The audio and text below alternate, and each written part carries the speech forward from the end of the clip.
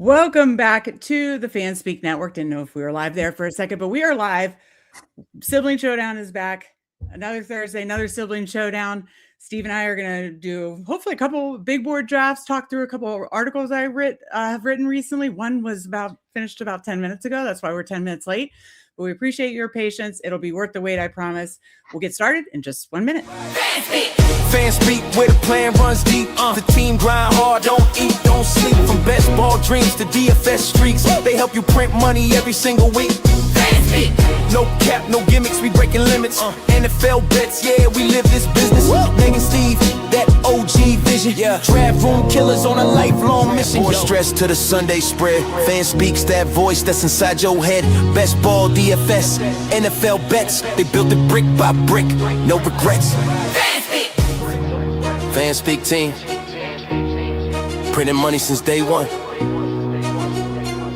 Fanspeak, forever. That is right. Fanspeak forever, Steve. I apologize to you. I apologize to the chat. I apologize why this light is so incredibly bright that I'm blinded. But I was finishing up an article about robust running back builds that we'll talk about. Did another article I want to talk about. But then, of course, we're going to be jumping into the big board drafts because that is what we do here on Sibling Showdown. But let me say hi to my brother, and then I'll say hi to the chat. Steve, how are you doing? Doing good. This is my third stream of the day, but I'm looking forward to it. I did my talking about Steve Speak for a couple hours earlier. Then I jumped on Housekeeping's channel.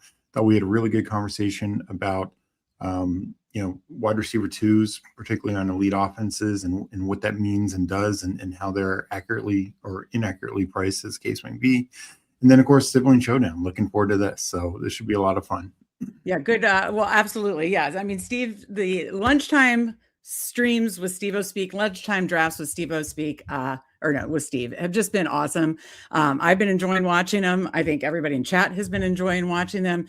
So they've been awesome. And then, you were got to go on with Housekeeping today too. So a triple header for Steve, obviously. Let me catch up with the chat, of course, giving us a little hard time. Yeah, do a little pre-stream stretch.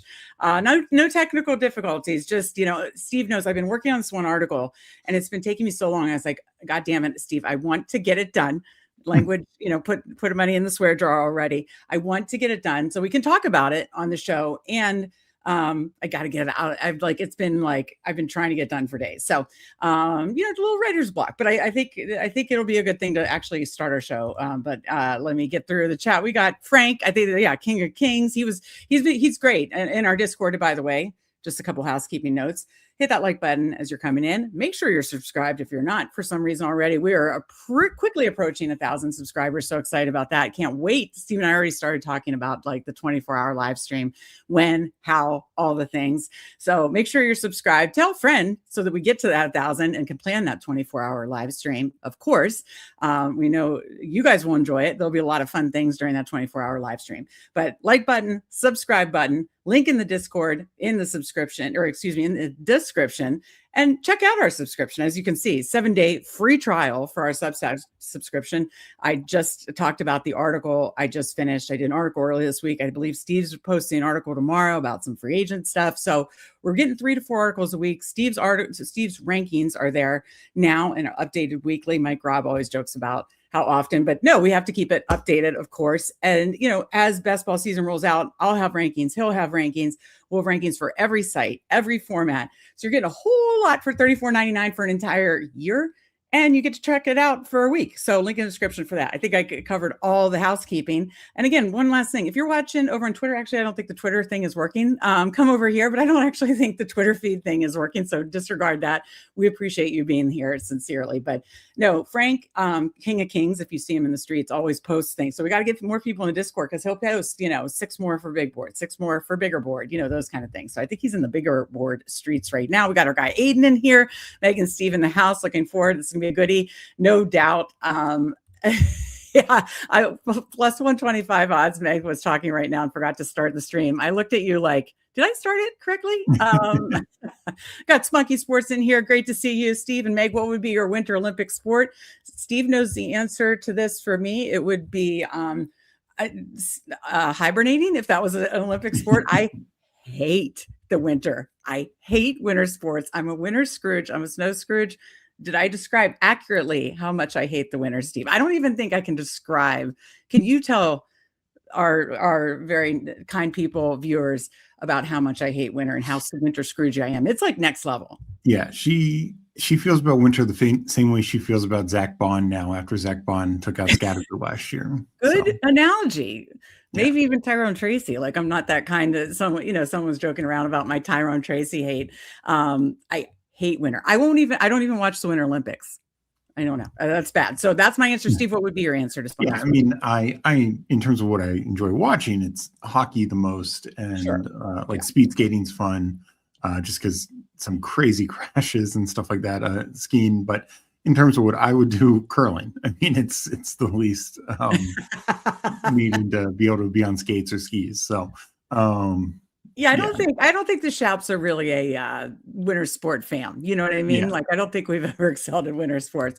I mean, when we were kids, we would, snow days, we would do the old fashioned sledding and stuff like that. But that's as far as we've ever gone, right? I mean, we got Losimo in here. I saw Losimo was on Who Hames channel. So great to see you, Losimo. Thank you for joining us. Best Ball Q. Late, made it. I'm always late. So it doesn't know. Just know we're glad to see you, Best Ball Q. Aiden said he was able to join the Discord. Absolutely. Absolutely love it. And anybody can. Link is in the description. A lot of good conversations going on in there. Mike Robb, I forget. I think it was Aaron Sandy posted a draft that I absolutely loved. And he was like, was it just because it had X, Y, or Z? And if it has Scattergood, bonus points. If it has Aaron Rodgers or Kirk Cousins, bonus points. If it has late round tight end build, bonus points. Cowboys, I'm afraid to say, bonus points. I don't know. What gets bonus points for you, Steve? I mean, for me, I look for value play, like guys who I think are going to exceed value and really can magnify a draft. So I wouldn't say there's one particular player. I mean, there's certain guys, like I'm very much, talked about with Who Hames, like Devontae Adams just feels like free money right now. Okay, yeah, sure. And, guys like that. Some guys like, I like that group of receivers like Courtland Sutton, DK Metcalf, Mike Evans. Like they're just so underpriced, and so guys like that. DeAndre Swift is another running back who I love what he can do in this Ben Johnson offense. He was one of the running backs. I'll talk about it in a minute. Great. So glad you're in Discord with us, Aiden. And we'll be enjoying chatting with you, and hopefully more people can join. Again, link in the description. We got our guy Candyman. I think he'll be going live here in the next hour or two. Of course, Fantasy Football Garage. If you are not following his channel, be sure to. Of course, all the guys in here like Who Hames and Candyman. Make sure you're following their channels. There are so many amazing best ball channels out there, and pretty much you could do it all day, from Chad Candles in the morning to Steve at lunchtime to all these different streams in the afternoon, evening, and nighttime. Candyman usually goes on, I want to say 10 or 11 Eastern. So great to see you, our Candyman, and golf. Oh, he's doing the golf content. I am getting Candyman. I'm getting way more into golf. I played a lot of Rory, so I hope he keeps it up. Getting really into the golf streets. Steve, I'm gonna try to fix my light. While I am fixing my light, tell us about anything good that you've seen in the best ball streets while you've been drafting all these lunch streams and everything.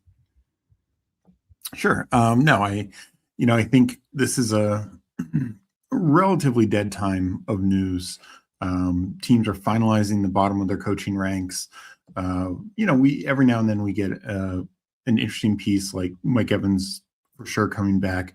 One thing I want to point out is just how different things are. Last week, the report was Kyler Murray is definitely to be gone from the Cardinals. Today, there was a report, and this comes from LaFleur, like we're still figuring it out. So, and fully implied that Kyler could stay and be their quarterback. So this is definitely the time where, you have a difference of beat reporters, you have difference of national reporters, and it just takes, could be Kyler's agent, could be, Kyler's Call of Duty buddy that somebody's calling and getting a report one way. So I'm going to take the report from LaFleur.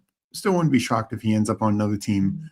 But if you just look at it, they're not going to draft a quarterback in the first round. And, I don't know if LaFleur wants his first season to be a Jacoby Brissett season. Okay, I wasn't sure if I was muted. I'm tweeting in just 1 second, Steve, that we are alive since we were 10 minutes late. If you could retweet that. But yeah, any other, no, that was a good note. There has been like so much little news each day. Like you said, although it is like peak off season, there is so much little news, and like the calendar is so crazy because like what next week is the combine, and then kind of hit through the different things after the combine while I tweet this. So you get a combine, and then right after that is, the first big thing in free agency, and they can start doing it in a couple of days. The franchise tags. After that, then we will know for sure. We're assuming George Pickens is not going to be a true free agent, but we'll know for sure. Same, like, does Daniel Jones get it? Does Kenneth Walker? Those are less likely for various reasons, but those also might not get it because they get extended in the meantime. So I think we'll start to get some of the extension news. I also think probably right after the combine, apparently the rumor is that's like the Aaron Rodgers deadline for the Steelers. Steelers are not going to go to July this year. And it sounds like Rodgers told them that he'd be kind of willing to tell them by March 1st. So I think I hope he's coming back, because as you can see from my quarterback and running back articles that I just posted, I've been drafting him as if he's a Steeler. So I certainly hope he's coming back. There is so much interesting, like you said, with the calendar of like, combine next week. Then, like you said, those tag deadlines, then like super free agency. And then all we're going to talk about, here and anytime you turn on anything NFL related in April is the draft. And then it'll be basketball season, and we'll just be reacting to then it's mini camps. And then it's like there is no downtime. And that's why we love the football season so much. If you could retweet the tweet I just did saying we're live, I'll catch up. We got our guy Paul in here, of course, Legion 13. I was one of the drafts that I was doing to like get some more reps in and get some more drafts to show the different like robust running back drafts I was in. Paul was in there, and it's like we were both doing different strategies, but both trying to land the plane. And I think we both did land the plane. It was fun. So great to see our guy Paul in here. Of course, he is a member, a YouTube member. You guys are all subscribers, but if you check out and click the join button, you can become one of our YouTube members, and you can use fun things like Steve's Olds, Adam Thielen. Of course, we got Scataboo, we got Dak. Here we go. We got all sorts of fun ones. We'll be adding more. But not only that is, we will, as we start to do more of these, give special attention to do reviews of our YouTube members. We will, and then of course the Fanspeak Fanatics tier, we are doing videos every single week. Steve's going to be starting to do a rookie series of why do I like specifically, like he covered already for our YouTube members, running backs, quarterbacks, tight ends, receivers. Now he's going to break down like the 10 or 12 rookies pre-draft, of course, that he loves the most. And it'll be like a, 7-minute video of this is exactly why I am going to draft so much Emmett Johnson or Elijah Surratt. Those will be coming to you starting this Saturday. And then next week for our YouTube members, we'll start live streams. So if you have any fun ideas for that, feel free to put it in chat or Discord, of course. We got our guy Hartman in here. Great to see you as always. Money Ain't a Thing says 100% Scataboo. If you look at my running backs article, you're going to wonder if I am at 100%. It feels like it's pretty damn close. We got our guy Gamblestein in here. Great to see Gamblestein. Retweet the tweet before she heard Steve. And then, of course, the big Rashid, the Rice news. God, what a piece of shit he is. But just an absolute piece of shit. But I mean, I know you talked about earlier today, like, when would you expect that you never know with that, like, when would you expect that we could potentially hear something? I do want to bring up one thing because what's his name? Drew Davenport, the legal guy, he had a long breakdown, and generally I really appreciate his breakdowns. I think they're really good. He was skeptical that there would be a suspension or that Rashid Rice would get cut. I don't think he gave proper weight to certain things. He brought up how Tyreek Hill had civil things that he never got suspended for. That is true. A couple differences is when this happened, Rice, this is during the time when part of this apparently is when Rice was supposed to be on his best behavior. That of course did not happen. And the NFL last year, tried to really lay down the law. They wanted to suspend Rice for 10 games. They settled on 6. Mm-hmm. So, and I think that came with quite the caveat of do not embarrass us again. So I just think, even though it's currently only civil right now, I do think, and we've also seen the NFL, yes, it's usually charges are brought, but then the case gets dismissed. But the NFL will still suspend players even when cases get dismissed. So if there's a civil lawsuit, that's more than a no loss. That's more than a zero. Yeah. Like in cases where cases got dismissed. So I still think it's likely he gets suspended, and I think it would be a pretty long suspension. Yeah. And if enough things come to light, yes, the Chiefs could move on. Look, they moved on from Kareem Hunt years ago. And Kareem Hunt didn't have all this baggage that Rice has had. Right. Yeah. I'm not touching him. I know the talent, but I'm not touching him. Yeah. Aiden says, if you're really considering all circumstances, Rice realistically would be round 4 at the earliest. And I think that's where you have him currently ranked. And so nailed it, Aiden. I'm just not touching him right now until we gain more information. For anybody who saw the tweet, I just have to show the picture, the 80s picture. I said, these two 80s babies, and then this, I'm not quite an 80s baby. That was a tad bit of a lie, but these two 80s babies, I just think this picture is hysterical. I was probably 7 or 8 and you were 4 or something. I don't know. Steve was like the cutest kid ever. You still are cute, Steve. But this picture just makes me laugh in my Olivia Newton-John phase. And if you don't know that reference, then you're very young. And I'm very old, but we move on. Let me show a couple of the articles that I wrote this week. And again, Steve will have a free agency article up in the next day or so.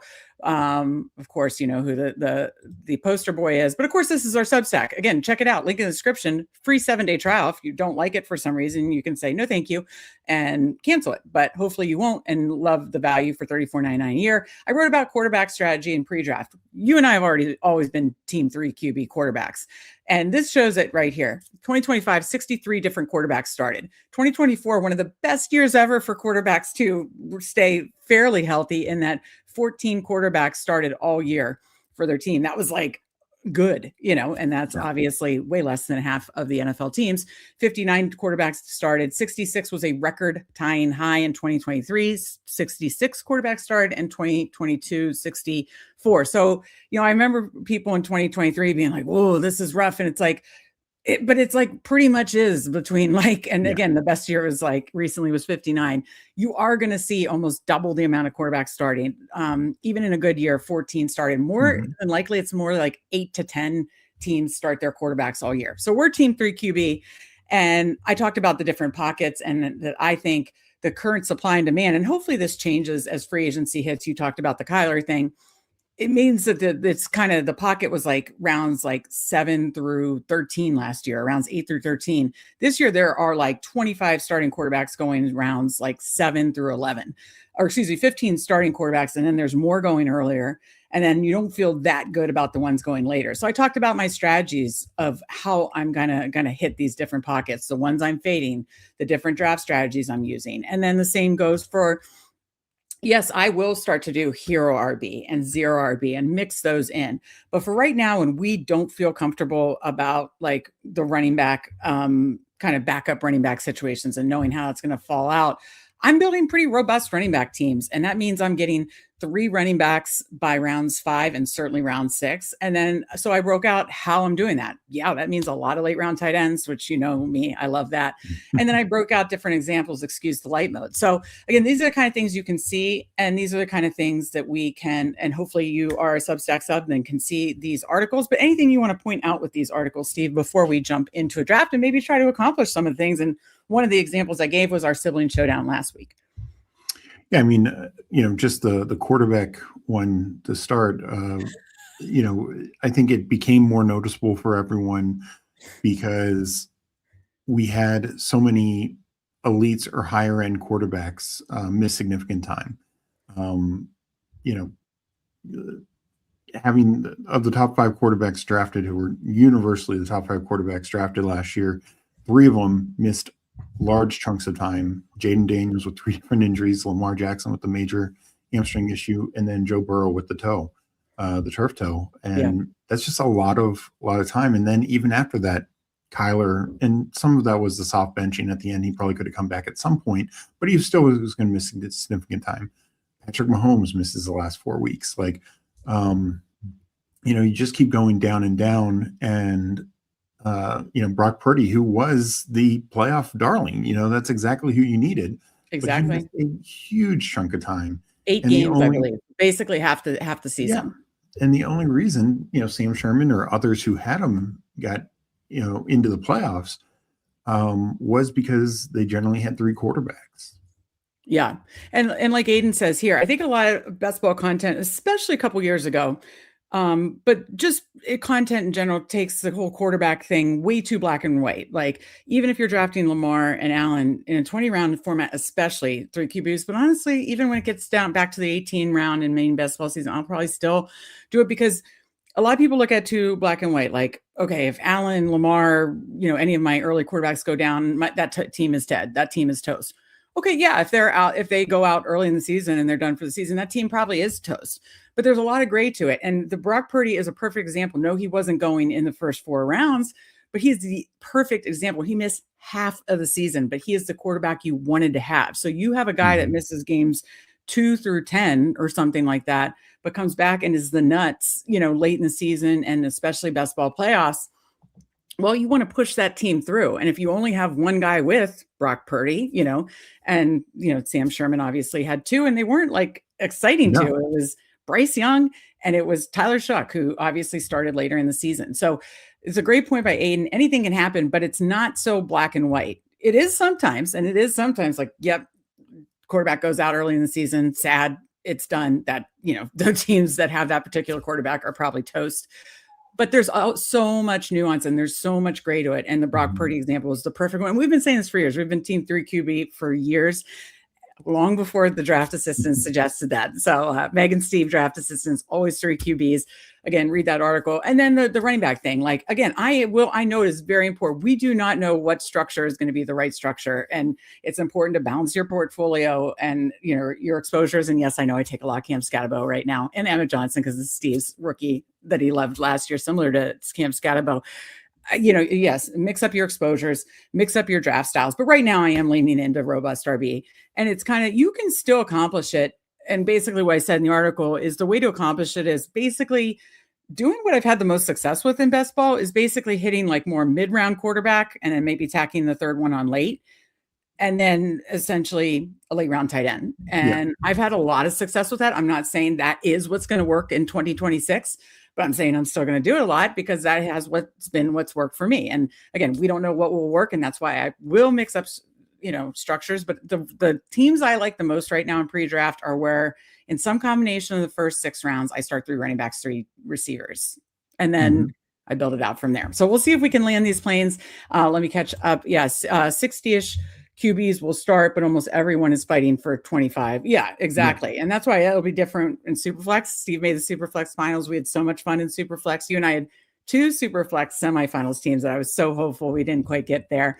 But I kind of hope they do a pre-draft Superflex. Did they do a pre-draft Superflex last year, Steve? Not last year, 2 years ago. 2 years ago. Okay. So, TBD if they do or don't, but they will do Superflex. We know that. And I love that too. And then you can incorporate some more of the 60, but yeah, Paul's exactly right. We're fighting over 25. Jeff says his prediction is Malik Willis to Atlanta. Congrats, Spunky, for 15K. And I know Spunky is a Jaguars fan, so your own quarterback helping you win 15K in best ball. Nothing better than that. I love to see it. And then Aiden says 3 QBs helped me win 13th in the Lobor last year. Congrats on that, Aiden. That's amazing. Had Stafford, Puka, but then, Stafford obviously was going much later last year. So that's hysterical. Mike Rob says, we know for sure now Zay Flowers will have a 30 spot difference in Steve's rankings when BBM launches. See, he always gives Steve a hard time about Zay, but you came up on Zay this year, haven't you? A little bit? No, I did. It's, the tough thing with Zay is he's just got such tough needle to thread. I was going to say, I assume you draft him more on DraftKings and drafters. Yeah, that for sure. But it's also, he's just got a tough needle to thread with the, lack of touchdowns on a low volume offense. Yeah, no, it's the touchdown equity for sure. Mike worded this perfectly for this picture. Steve has has been looking at Meg like this for ages, it seems. You are too much, sister. It's the thought bubble. That is too good. Mike cracks us up as always. But that was perfect comment as always. That's a 10 out of a 10. Steve's spending all day slandering Zay on all channels. Did you do it on Huhaim's channel too? Well, I use Zay as like the comparison's sake, and actually Huhaim's made a comment if one receiver went, like AJ Brown went to the Ravens, it would nuke Zay and stuff like that. Yeah. Okay. So I think anything else to cover, and then we will get into a big board draft. I can't believe little board still open, bigger board still open, and that may be some of the things as we start put in. You could throw it in chat here, but certainly in our Discord, any suggestions you have for our YouTube members only live streams. Like for instance, I know Toxic Tower right now is doing one of their members only live streams. We're going to start doing that next week. Any suggestions you have, let us know. We'll probably save our bigger board drafts for that. But any other suggestions, please let us know. But yeah, I can't believe the war room already filled. Yeah. All right. So let me bring over, I enter it from my phone because I don't want to have any issues. So I know it's up, but I will count it down and enter it from my phone. Anybody that would like to join us, hopefully we can do 2 here, but let's get in the first one for the night.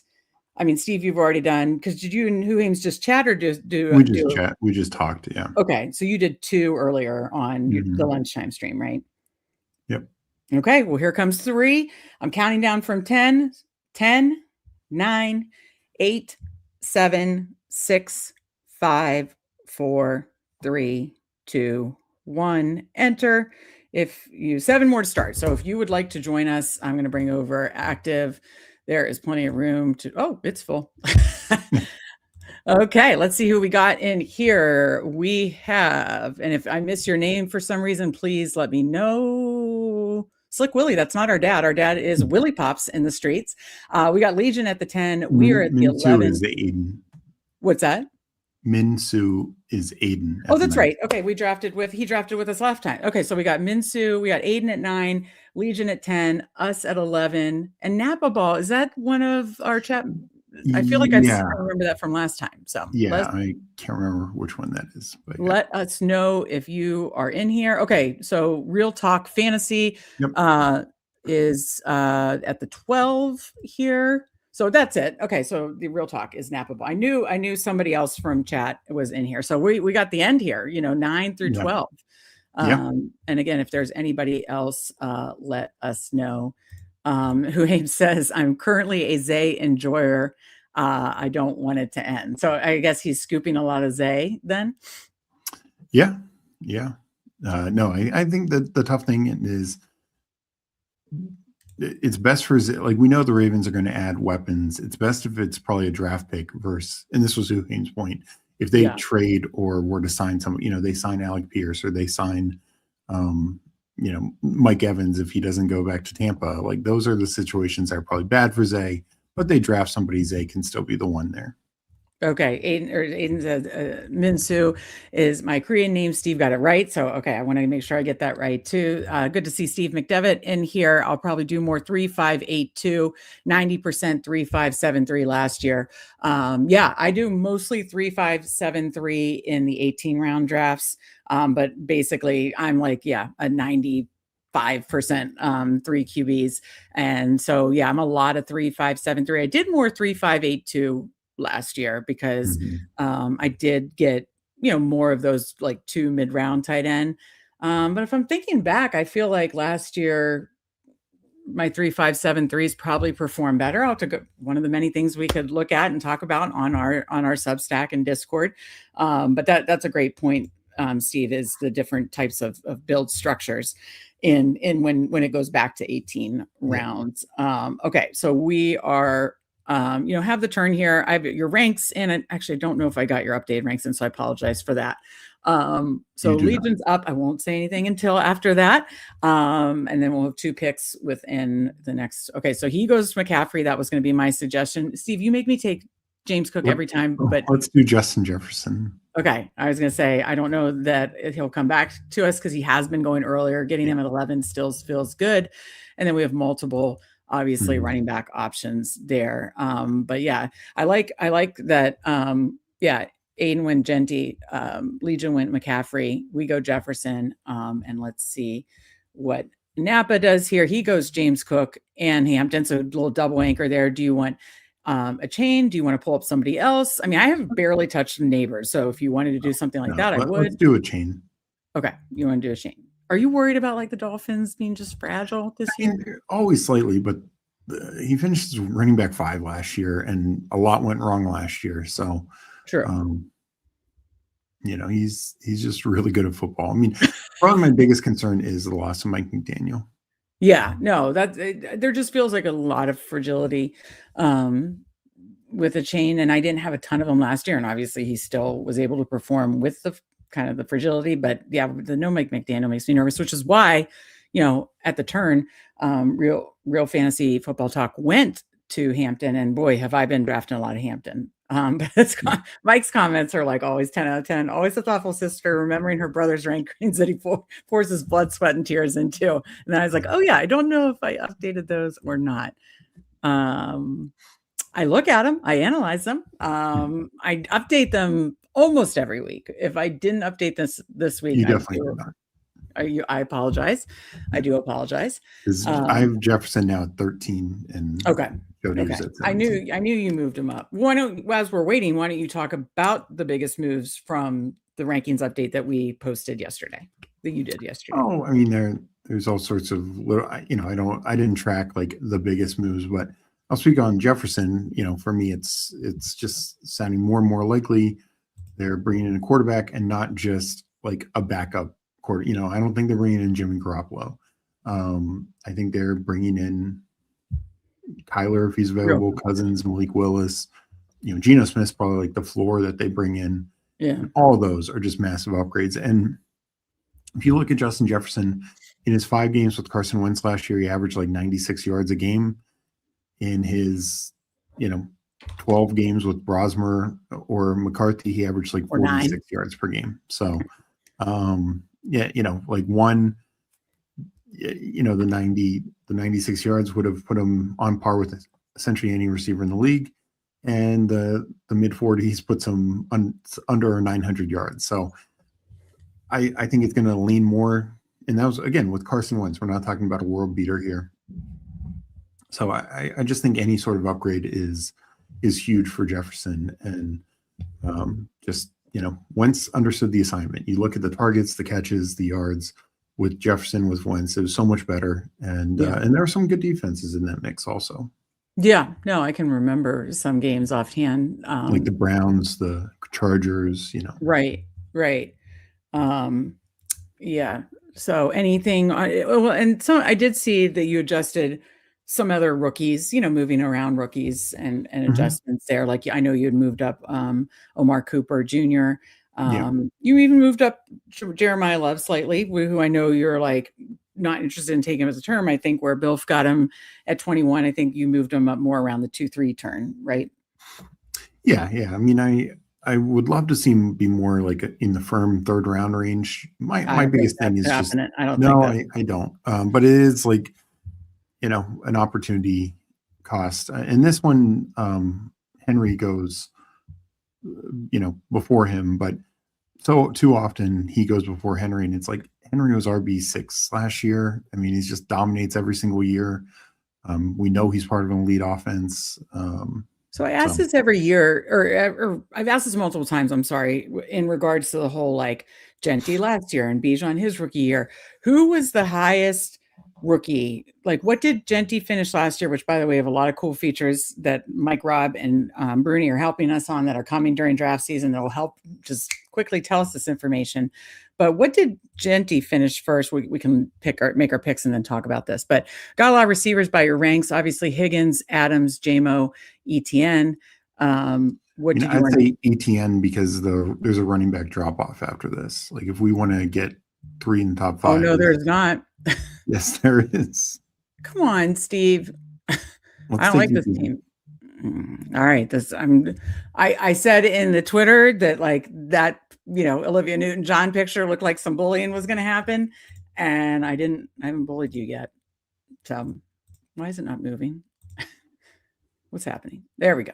Okay.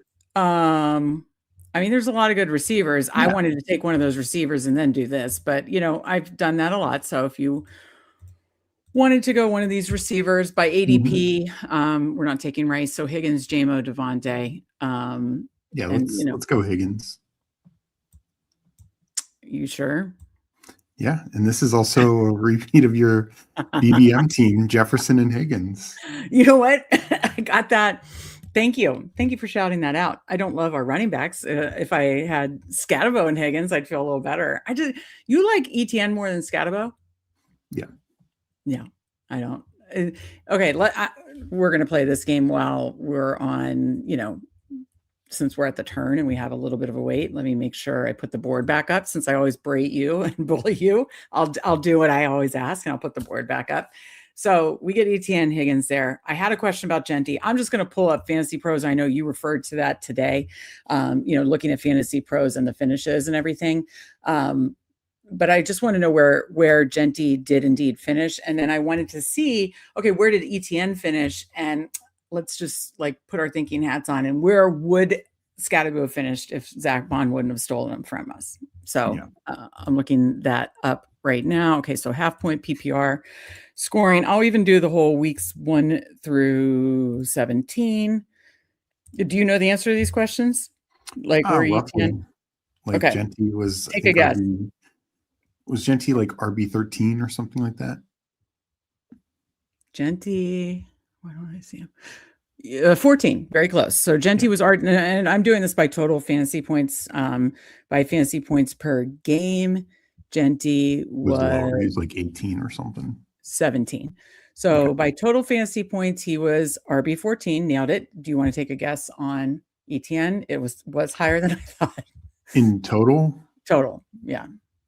10th. You're very good. 9th. So, and 10 on fantasy points per game. So I was going to say, okay, because I know Scatabo from weeks 1 through, and I could look at that. I could look at weeks. I mean, honestly, you didn't get going. If you do weeks 2 through 8, let's see where my guy was here.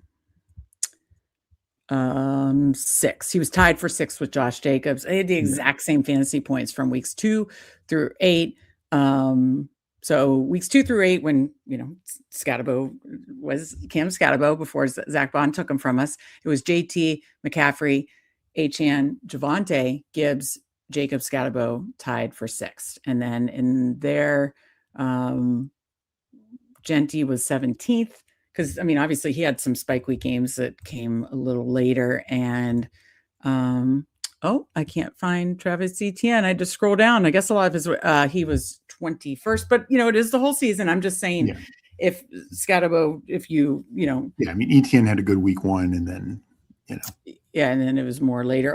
Obviously the whole Jaguars offense kind of exploded. Remember they were struggling middle of the season. It was they need to get rid of Trevor Lawrence. They need to do this. They need to do that. And then he was, Scatabo tied for with Jacobs was even slightly, very, very, ever so slightly ahead of James Cook.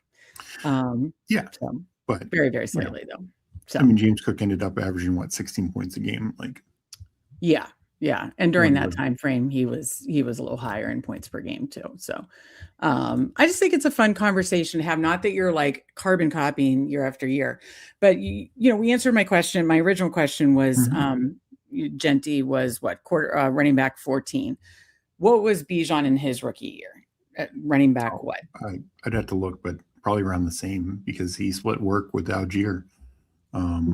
Right. And that's the whole thing of, I think Steve's whole point about Jeremiah Love, you're not questioning that he's not an amazing prospect, amazing talent. Yeah. He is at that basically that Genty Bijan level, right? As a prospect from everything I've read, heard, from you and others. There are definitely rookies. There's sometimes rookies who do it, who are drafted much later, and then they end up being the top 5 running back. And then you have cases I remember Zeke Elliott was a top 5 running back his rookie year. He dominated. Okay, but was that one of the only ones that kind of like paid off that rookie price, like massively outperformed. Yeah, I mean, one of the best first round rookie running backs in recent years was Najee Harris. He was like RB3 that year. Really? RB4 maybe. So I mean, he crushed it because he had like 90 catches. Okay, so we start 2-2. Let's just do what we talked about in my article, unless there is a strong QB, which May is there, but he's been going later, or tight end. Unless they're strong, let's do what we talked about in my article, starting 3 running backs, 3 receivers. So starting 2-2. If Legion doesn't take Swift, I'd say we take Swift. And then which receiver, well, I guess it depends, but you can kind of rank the receivers you like most, obviously, in this area.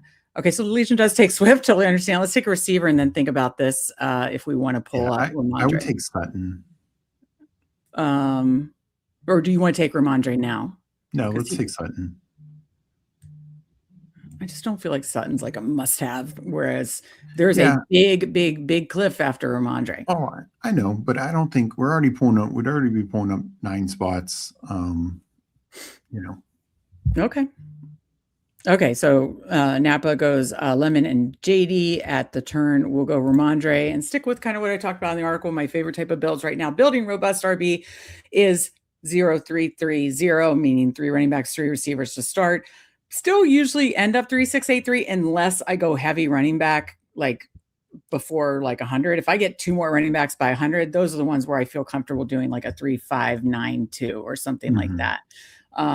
So yeah, I guess I just to put a bow on the whole like Genty, Bijan, Zeke Elliott, and then where Jeremiah Love is going. So Jeremiah Love in this particular draft, 1, 2, 3, 4, 5, 6, 7, 8, 9. He was the 10th running back. That's why I'm comfortable with him at this 2-3 turn. I absolutely think he could be in this range of running backs. So I'm comfortable with him there. But I get what you're saying is you kind of want to learn a lesson from 2 years ago where we pulled Marv up to the 1-2 turn. Last year where we pulled Genty up to the 1-2 turn. And without knowing the landing spot, and honestly, we did that even when we did know the landing spots, there was some fragility to that as rookies, basically. So yeah, I'm comfortable drafting him where Bilf got him here. And I don't think he's going to fall to round 3 unless, he gets a rough landing spot and then TBD. But I get what you're saying, but I know you adjusted some rookies. Were there any other big adjustments in your rankings that were like notable? I mean, I know I moved Benson up from the shadow realm. I had him completely buried, but oh, that's right. No, I mean, he's still, I think, a tough click for me in general, but I tried to balance some of those later round options a little bit more, just with potential opportunity.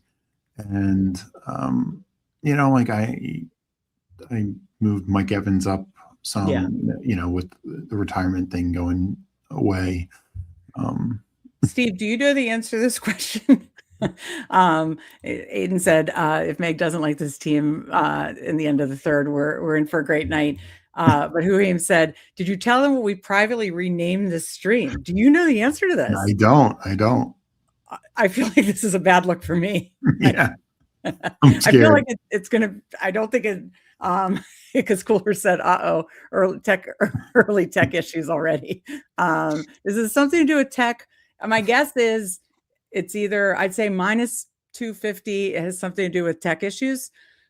Minus 150 is something to do with my bossy older sister behavior. Can you guys let us know? Am I going to like cry in a corner? How bad are we talking here? All right. So Peanut Punch, great to see you. I've been seeing drafters pull up Henderson some. Where do you think he settles the end of this tourney, Steve? Well, I think end of this tourney, I don't know if there's going to be a ton of change for Henderson. I do think, when we get to big board and look, if we get camp reports and we get to camp and it's like, once again, it's the Ramondre Stevenson show, which I think this is what we're expecting. Most people are expecting. Not that Henderson can't still have a good role. And definitely spike week potential with his explosive ability. But it's like if it is still Ramondre as the clear lead back, then we're talking about like like a Monty Gibbs situation, but instead of the carries. Sorry, I have to interrupt. 1, 2, 3, 4, 5, 6, 7, 8, 9. 9 quarterbacks just went in round 6 and 7. I talk about how in the quarterback article, how, we get the kind of elite quarterbacks going by round 6, but to have, 6 go already before our round 8th, 7th pick is pretty wild stuff. To me, we have to get at least one quarterback in these next 2 picks. If you wanted to just let's do Lawrence. We already have ETN, and hopefully he's back there, and then just plenty of ways to backstack him. Yeah. But to me, that shows a run on quarterbacks. So I don't even care like doing like a Purdy and backstacking them here. I'm not saying we have to. I'm just saying if you wanted to, I'm willing to. By your rank on the board, it's Diggs, Kraft, Pittman, Pollard, Denzel, Boston. I mean, if we're going to pull up a quarterback, it should be Knicks. We have the stack already, but. Oh, yeah. Okay. Do you? Yeah, let's just take Knicks. Okay. I just love Burke. I think it's early for him, but I think it's fine. Okay. All right. Let me go back to the board. And I'm sorry I interrupted you because, when you see, and we made it, 2, 4, 6, we made it 7, but then, 10 quarterbacks went in, and then 11 with us double tapping quarterbacks. 11 quarterbacks went essentially within, a little over 2+ rounds. So that is what's happening this year. That's what I wrote about. And I wrote about I'm willing to do 3 in this like round 7 through 11 pocket, but I also don't mind doing like 2 in this pocket and 1 later too. Yeah. So anything else you wanted to add to that? No, I think that's fair. But just to the Henderson thing, I do think his ADP could fall at the end. Now, maybe we get to camp and it's like Henderson is, Jahmyr Gibbs, reincarnate. And in which case, he should be going where he's going or up. But I just think it's a tough pool. I really don't have much Henderson. Another player I really like. I just think he's massively mispriced right now. With just, he had some big weeks, but most of those were without Ramondre. Like if Ramondre didn't miss those couple games, Henderson's year would have looked a lot worse. Oh yeah. Yeah. But he did have, and we'll have, some really cool spike week data that we see kind of all in one place, thanks to our guys, Bruni and Mike Robb. And that's kind of cool to see too. Like, I mean, he certainly had some big spike weeks. But most of those were when Ramondre was out. Okay. Gotcha. Like that Tampa game and stuff. That second Bills game, he had a huge game. He had like 2 massive runs, and that's in his wheelhouse. But it's just, that's tough when most weeks he might get 10 touches. All right. I need to know what the name of our stream is. Steve, get it from the guys. Meg does not do well with not knowing. So what do you think it is? Which now means they're not going to tell you at all, but what do you think it is? Your prediction. I said minus 250 about tech, minus 150 about my bossiness. What do you think? Yeah, no, I think it's probably more in line with that, but with the bossiness over the tech issues. Guys, I'm really nice. We got our guy Felix in here. I believe this is his handle on Underdog, and I can't remember if it's the same. I want to say it's different on DraftKings and Drafters, but this is our guy Felix. Great to see you. Of course, Millie Maker winner on DraftKings a few years back, and he talked about player stands. You guys laugh about me with Scadaboo. He is not shy, and it's not just Najee Harris who helped him win $1 million. He is not shy to make big stands on players, and I love to see it. So Felix, are you in on Cam Scadaboo like I am obsessively again this year? And now Steve has me obsessively in on Emma Johnson. Right, Steve? Yeah. Yep. I'm guessing Felix is pretty happy with his Chargers with Mike McDaniel this year. Guys, I'm really nice, and then the movie villain chuckle. Kinda. Steve, I feel like you know their secret name. I have no idea. Maybe they've messaged me, but message you privately. Probably. I don't have enough Jadarian Price yet, so I want to queue him up. Okay, we'll be up at 107 and 110, 2-3-3, double tapped quarterback in that quarterback pocket, did the 3-3 start. So 2-3-3. Who else do you want to queue by ADP? We've got Price, Algier, Gadsden. That's kind of fun. I don't have much of him yet. But little fall for him too. Montgomery, Kincaid, Wandell, Jennings, Reed. Kind of wouldn't mind getting another receiver though too. Yeah. But I do want to work in some. Okay, Price goes to Legion, great pick. I don't know. I kind of wouldn't mind like Gadsden and one of these receivers, but what do you think? Okay, I'm not super in on Gadsden. Let's do a receiver first, and then we can make a decision. Steve, we're down to 4 seconds. I don't want to just. Let's do Wandale. I don't like him. Okay, well, I'm pretty sure we got Gadsden. No, we didn't. Why do you like Wandale at pick 107 on a non-PPR site? I just think this is right where he's at. I think my latest rankings have him at 112. So, all right, based on ADP receivers, it's Jennings, Reed, Shakir. Where do you think? You think Jennings hits the market? Yeah, I drafted him today. Probably. Do you want to go Gadsden or Godwin? That's my choice. Let's go. I'd probably do Jennings over Godwin, but can we just do Gadsden because he fell? Okay, let's do. It's like a 7 fall, and I mean Mike McDaniel with tight ends, like that could be really nice, don't you think? Yeah, I just think it's nice, but I think the running backs and receivers. Oh, and I mean, I wrote that in the article tonight that I just finished up about the whole robust build and starting 3-3. That what it usually means is late round tight end build. Not many people like late round tight end builds more than me. So, but Gadsden is one of those ones that I kind of want to. Yeah, I mean, like if we had Herbert, Gadsden's an easy call, but it's just, I just didn't think we necessarily needed that. I thought there was running backs we could have taken. There's other, taking another receiver there either would have made a lot of sense to me.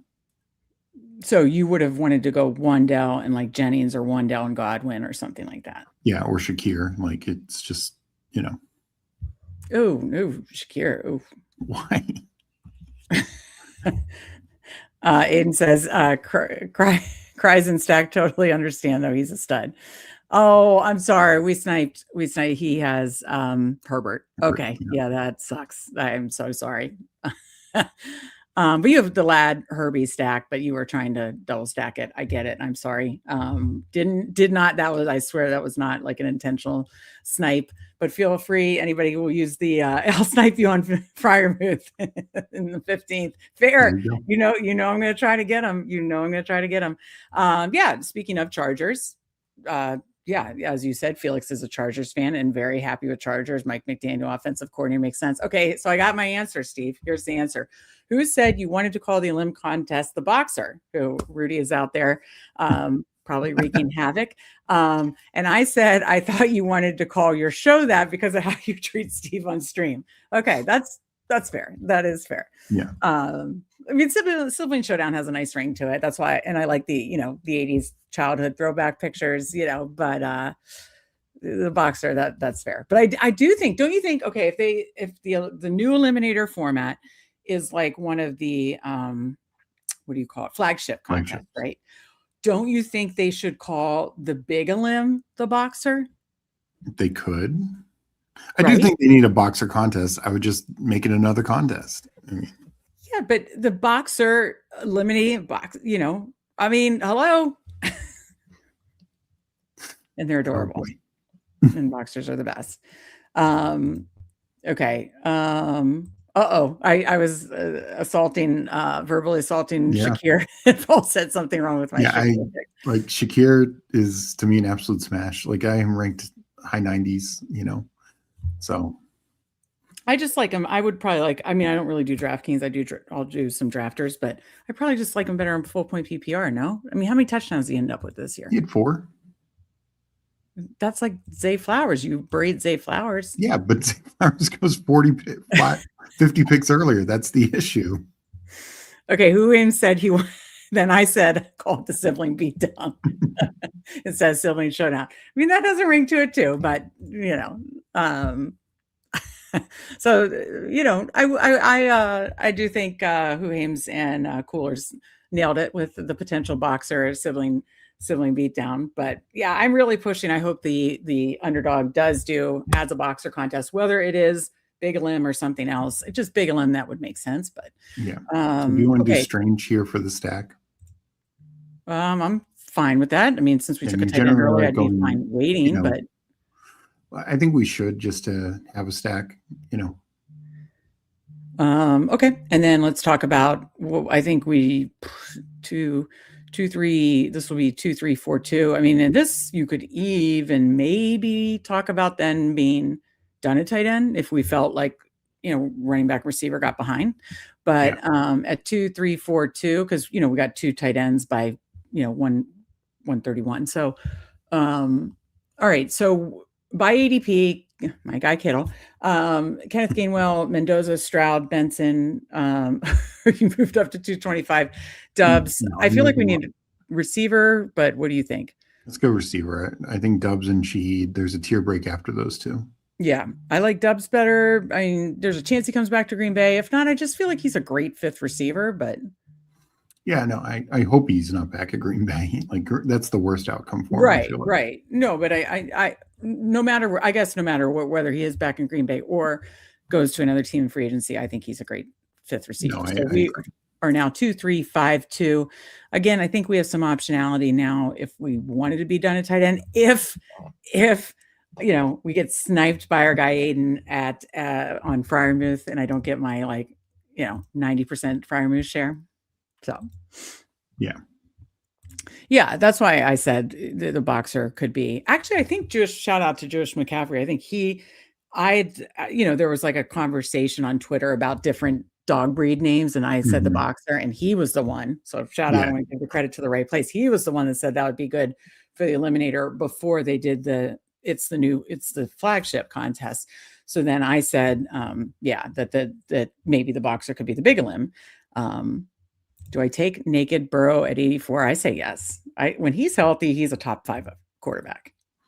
Yeah, I mean that's wild. Like he in so many drafts now, he's going like by 62. Like I had a draft. Was it yesterday or earlier? I think it was yesterday. Either way, like I think I had Chase Brown, and Burrow went to the non-Higgins team, or maybe I had Higgins and Chase Brown. Either way, it's just generally he's been going up, so I think gaining value on him is fine. Oh, I would definitely take him again when he stays healthy. He's usually it's only been the 2 seasons, right? It was what is 2022 and 2024, or what? No, 2021 and 2024. 2020 he blew out his ACL. Right. I'm talking his healthy seasons, his full healthy season, 21 and 24, I believe. And I believe both those seasons he was QB, whatever, 3 or 4 or 5. Quarterback, Yeah.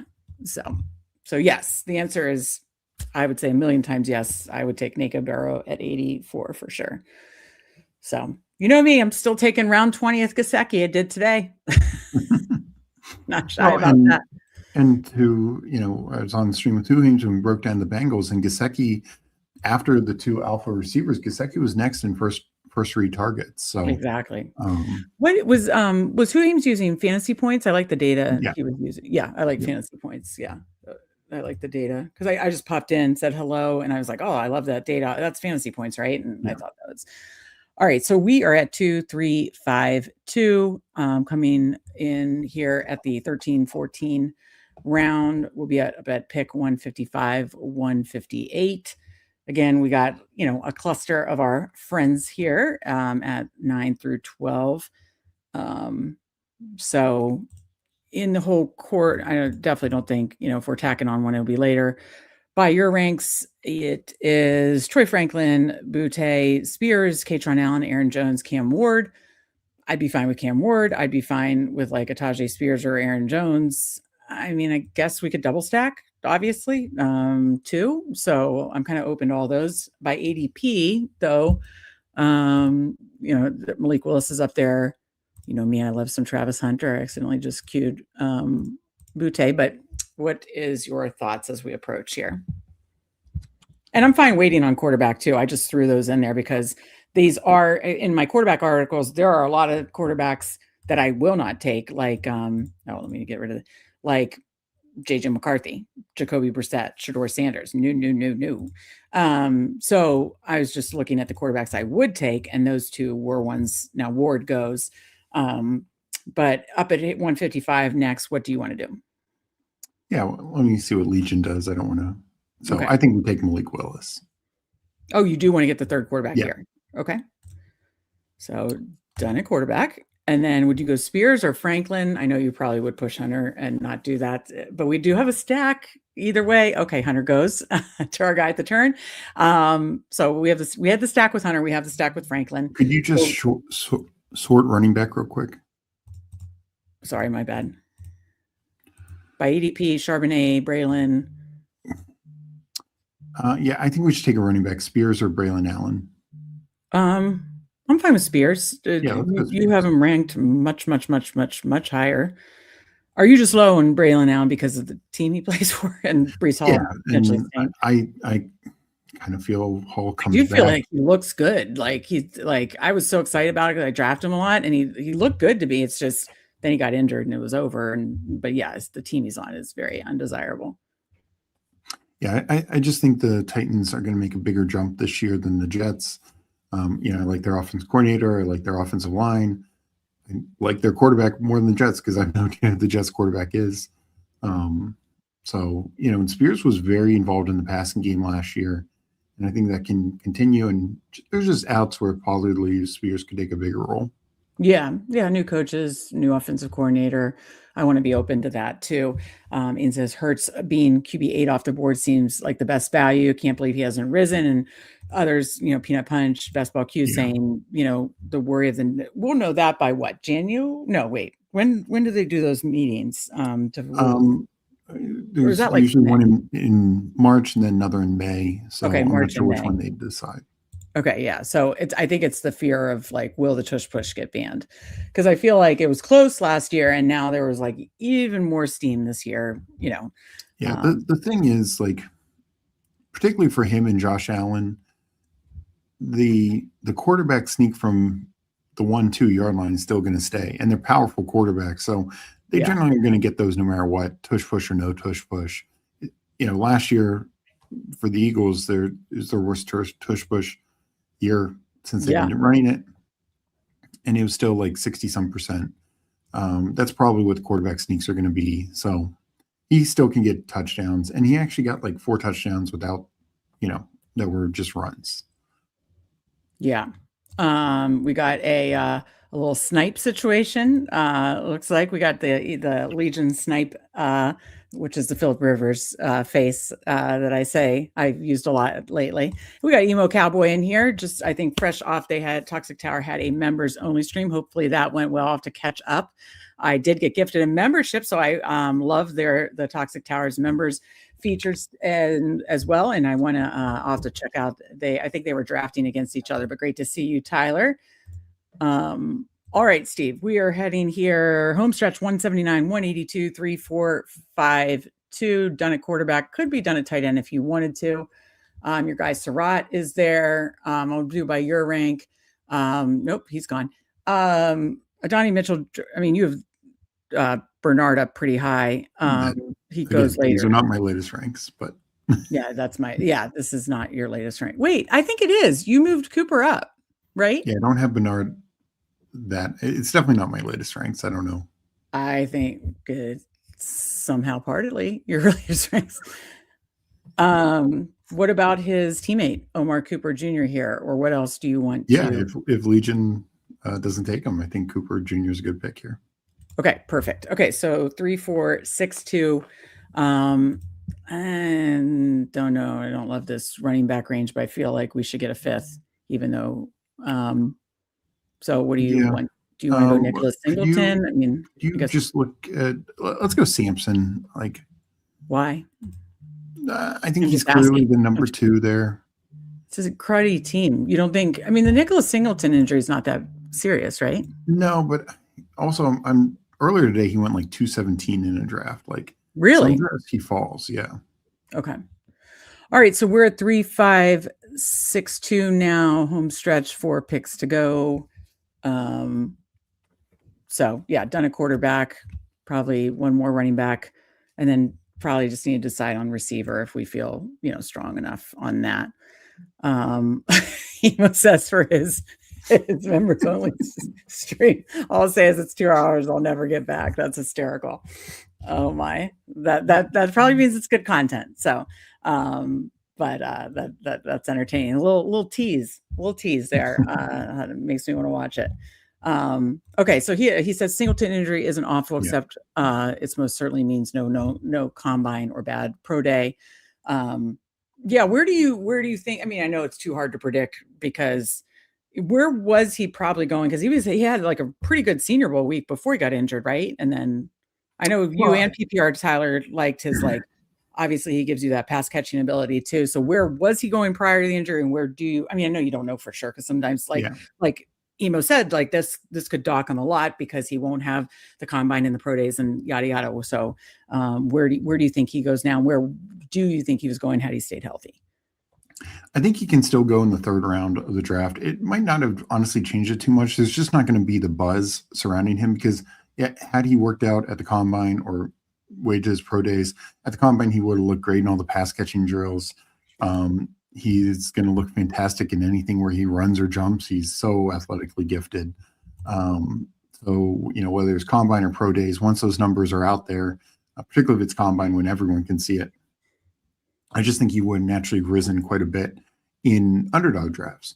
I think he still could be a 3rd round pick in part because this class, it just really drops off. You have the top 4. I mean, truly you have the top 1 in Love. And then you have the next 3, Emma Johnson, Price, and Coleman.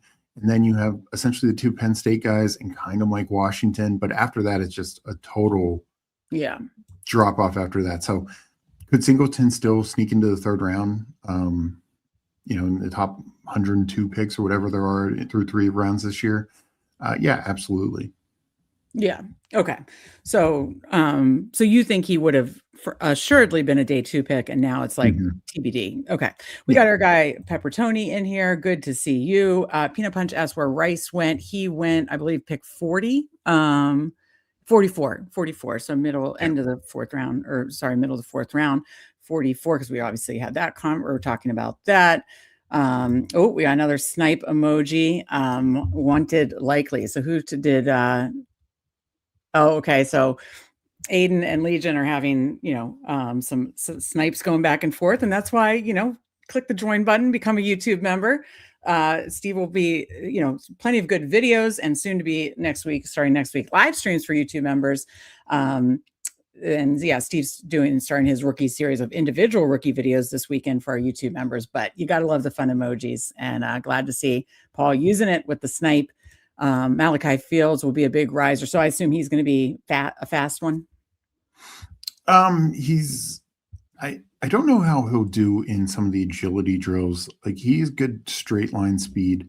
So I think he could have a good 40 time for a 6'4", 6'5" guy, Steve, you make me take Emmanuel Wilson like every time. Can we don't have to. Okay. What else do you want to take here? Let's go running back, receiver, be done at running back, get a receiver, and then we can decide with the last pick. Do we want to go tight end? Can you sort by ADP? Yeah. Tank, Mitchell, Wilson. Do Mitchell, Caleb Johnson, or Ray Davis. One of those. Let's just take Bernard here. You love him, right? Then we can talk about it. Or would you rather like Mims? Take Mims. Because we have those stack. Yeah. So, all right. So we're done it. Or no, we'll decide. Okay. So we got Mims, and now let's talk running back. Be done here. So I'm sorry. You said I just did Wilson. We do have a lot of Wilson together. You said Brashard Smith. Who? No, I said Mitchell, Ray Davis, or Caleb Johnson. Okay. Yeah. New coach could be into the Caleb Johnson thing, right? I don't know. It's our 6th running back in the 19th round. All these guys, Ray Davis is the same offensive coach, so no change there. But Mitchell is a new OC, Rashard Smith is a new OC, though still same head coach. Yeah, I was gonna say I like Rashard Smith the best probably, and Ray Davis just went to our guy at the turn. So are you fine with that? Yeah, I think having a certain percentage of them, because if they get Jeremiah Love, not great, but if they're what I know who Hames wants looks more in the free agent market, and they bring in a Rico Dowdle or a guy like that, then yeah, Rashard Smith could still have a passing game role. Are you as high on Malachi Fields as PPR Tyler in like the 20th round? Yeah, I moved him up. If you had my latest, I don't have the updated rankings clearly so that's my bad. Bateman. Okay, I just want to queue up to decide tight end versus versus. I mean, it all depends. Is Pat Freiermuth there? If the answer is no, I mean, do we even need another tight end? I absolutely love Pat Freiermuth. Okay, Gesicki is there. We talked about him. But, let me read the team. So with one pick to go, what is that? Okay, 3, 6, 7, 2. We could either go, oh, no, we have 2 more picks. I'm such a dummy. We have 2 more picks. We're going to get another receiver. Do we want to go a 9th receiver or a 3rd tight end? So 3, 6, 7, 2 right now. Tila, Bo Nix, Malik Willis, Achane, Etienne, Ramondre, Tajay, Sampson, Rashad Smith. So definitely done it running back. Jefferson, Higgins, that was my start to my BBM3 finals team. Thank you for that shout out. Steve Cortland Sutton stacked, Wendell Robinson, Romeo Doubs, Omar Cooper Jr., Marvin Mims. So we got the little Denver double stack there, just stacked up. Etienne, and then Strange. Yeah. And then Gadsden, Strange. So I could be fine stopping, but Gesicki, Chig, none of the really rookies do it for me, because from what you said, it just doesn't feel like, those could be like what, late day 2, day 3 guys that would need like really solid landing spot, right? Yeah. Stowers, who just went, is the other one after Sadiq, who I think having a solid percentage of makes sense. All right. Aiden says Penix to likely will feed families. I like that.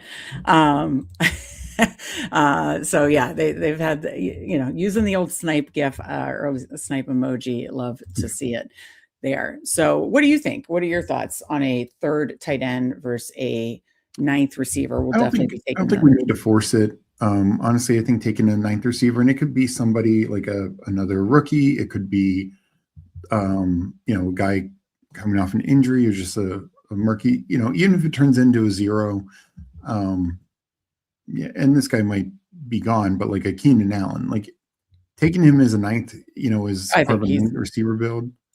I think he's gone, but yeah, that makes sense he's gone. But that a rookie we could take with 9 receiver build would be Chris Bell. Is he the injured one?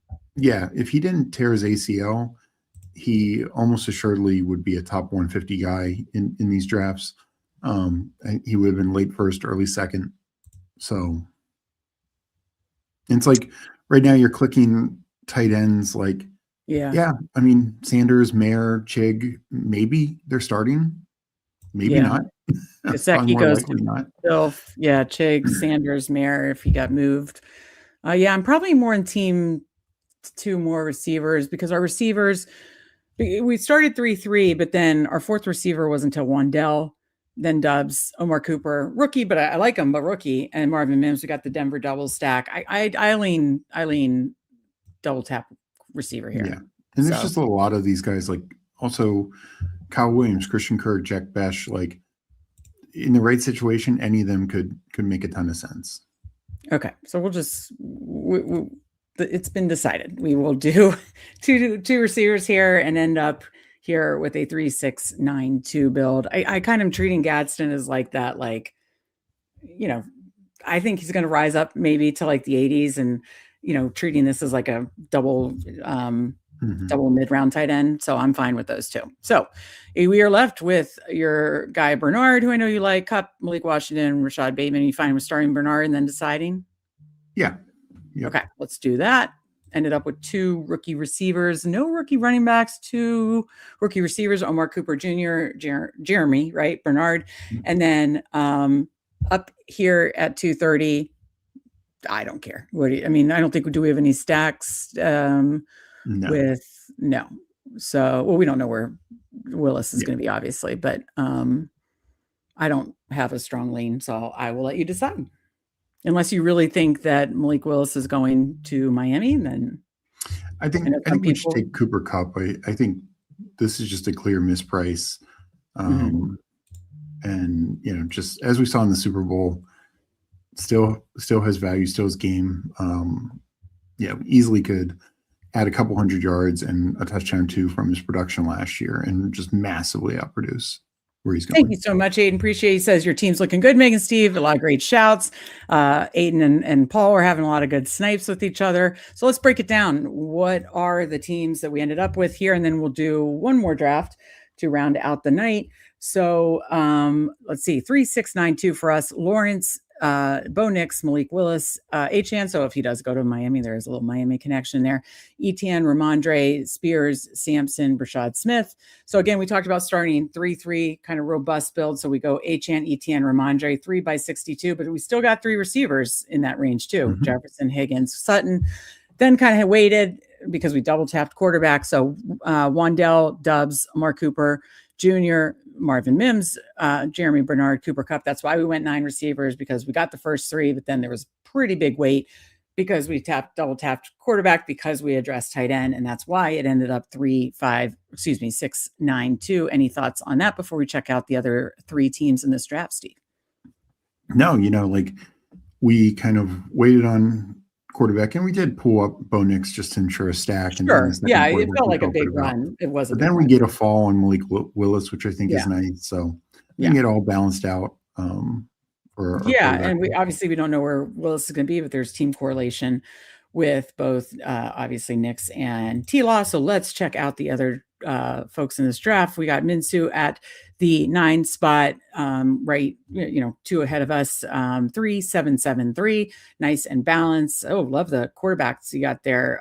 Herbert, Mayfield at 105, then Penix later, Genty, David Montgomery, Tyrone Tracy, Kenneth Gainwell, Sean Tucker, Emmanuel Wilson, and rookie Adam Randall. Then Drake London, Lad McConkey, Mbuka, Roma Dunze, BTJ, Michael Pittman Jr., Darnell Mooney, and then likely Otten. He came through. He said, I'm going to get your guy Freiermuth, because we sniped Gadsden from him to get the double stack, and he did. And let me tell you, you're welcome. You're going to be happy that you said, I'm going to snipe Megan Steve, because Freiermuth in the 200s is a steal. So I like that. This for Minshew. I like he's got his quarterbacks all stacked up. Because he kind of did more of a hero build. He did 7 running backs. Love this draft. What do you think, Steve? Yeah. And, I've been doing multiple drafts with Minshew, and he's done this kind of build before. And I like this 7 receivers, but he takes 6 in the top 90. Exactly. And then, just tack on 1 late. Yeah, perfect. And, this is the exact way to do that, like a hero build. 3 late tight ends, but it's still room with, granted, he's no idea, like I know he's projecting likely to Atlanta, but one of those tight ends could end up in Atlanta. So he's got 2 free agents, but I think he does have 3 starting tight ends. So, went 3 late, gets 3 starters. Yep. And, overall, I just think it's a really solid, well-built team all around. It's all stacked up. It structurally makes sense. This was how I would do a hero. I know I talked about the whole robust build, but this is exactly how I would do a hero RB build in pre-draft. I think he knocked this out of the park. I'm saying -175 that he is one of the 3 to get out of this pod. That's what I'm saying. So the other 3 of us are fighting for the other 2 spots. That's my prediction. Let's see what Legion's got cooking up here. Whoa, he does 5-5-7-3 late round quarterback. I'm assuming strong running back, and then 7 receivers. So different build. Let's see how we go. And I know he's playing around with different builds, which is fun. It's fun to do in the pre-draft contest, to play around with different builds. So he's got Kyler Murray, Jacoby Brissett, Kirk Cousins, Garrett Nussmeier, and Joe Flacco. So we know for sure 2 of in my opinion, 2 are 100% starters. And then you've got Flacco and Brissett that, Brissett is likely potentially a bridge or starter.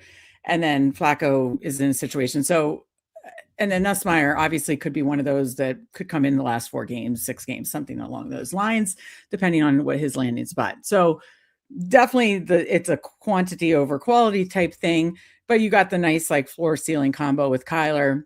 more of a floor with Cousins, but hey, when he plays the Bucks in Atlanta, definitely a ceiling too. So throwing 5 makes sense. And so he did it at pick 135, but then 178, 202, 206. Basically his last 4 picks, or 3 picks were quarterbacks, and then did Brissett. I mean, I'm guessing he's working under the mindset that these 3 guys at the top are starting, or at least for Brissett's case, starting the season for sure. And maybe Nussmeier comes in. What do you think of that? And then we'll get to the rest of this team. I think it's very interesting build. You know, there's outcomes where he's got 3+ starters. There's outcomes where he only has 1. You know, like if Kyler goes to Minnesota, that's the worst case scenario for Cousins. But you know, if he doesn't and he's starting somewhere, Cousins is starting in Minnesota, Brissett's starting in Arizona or somewhere, like, yeah, it could be. It says we know for sure 0 QBs. No, but like you said, there is like a bigger range of outcomes. I think Kyler is locked in as a starter. Yeah, I agree. Injury is the only thing that can prevent that. I think Cousins is too. I don't think Cousins is, just because,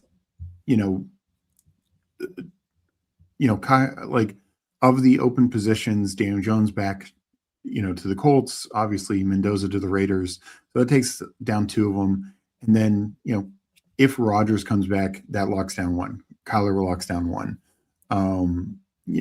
So it is Cousins, I think, the next best option. Sure. But there's no guarantee that the next best option is there. A team might prefer. I'm totally playing it like he's going to Minnesota. Like it's like you said, like it's Cousins to Minnesota, Rodgers back to Pittsburgh, Daniel Jones back to Indy, and then Kyler. I guess I'm playing that like either back to Arizona or Miami or something. I don't know. I guess I'm playing it more like that. Because I don't know. That's why I have it as like Brissett's kind of the wild card here. That is more like the one. I think Brissett's definitely the most wild card of those guys after Kyler. Kyler's locked in. Cousins is next locked in. But I'm just saying it's not a guarantee. I think I'm playing it as a high expectation that he's starting most of the year. Yeah, and I have it as he's definitely got like at least 2 starters, whether you want to debate as Brissett versus Cousins, and then potential between Flacco and Nussmeier. Maybe it's like one's part of the year, or Brissett and Flacco one's part of the year, and Nussmeier could be a potential like late season. Whatever the case is, go back to the quarterback article where I talked about, we're averaging about 62 quarterbacks are getting starts per year. And that's how he's playing this with 5 quarterbacks. So I thought it was just interesting to talk about a little longer. And I love that Paul's mixing up a lot of different builds. It's kind of the opposite of me. I'm kind of like being a little conservative with my builds. And right now I'm trying to mix up outside of Scatterboo and Emmett Johnson, though we didn't in this one. And so, but he's mixing up different builds, and I think that's fun. Then Christian McCaffrey, DeAndre Swift, Darian Price, J.K. Dobbins, Nicholas Singleton. So I like that you got like 3 strong vets and then 2 rookies that with upside, that we certainly like in a 5 running back build. And then A.J. Brown, Devontae Adams, Mike Evans, Xavier Worthy, Quentin Johnson, Khalil Shakir, and Jalen McMillan, like that. And then McBride, Andrews, and Mason Taylor. I mean, the only thing I would say is with McBride, I think McBride Andrews would be a fine 2 tight end team. And then you could have done like a 5-6-7-3, but that would be that's nitpicking. Bottom line is it's fun to mix up builds, and, I don't do a lot of elite tight end, but I think with McBride. Yeah. I mean, he also might've thought Mason Taylor, especially taking all these like potentially moved quarterbacks. Yeah. One of those 5 could end up on the Jets. Right. So we got Bill Brzezinski, or I'm probably butchering the same. Brzezinski? Bratsky. Okay. Good Polish name. I love that. I know that. We're Polish girl, Polish family over here with Polish background in here. So I know that. Love it. We've got disbanded in here with the dot. Love to see it. But no, Paul, I think it's fun to mix up builds and change it up. So that is fun. Let's go to the other 2 we went into. We went Legion. We talked ours. Napa Ball, who was just Napa Ball. Yeah, it is. It definitely. You're thinking about wine too much. Player names and then username handles is wild and terrible. And I've got something in my eye. You're thinking about wine too much, Napa. I know. It's on my bucket list to go to Napa someday. So I was thinking of Napa.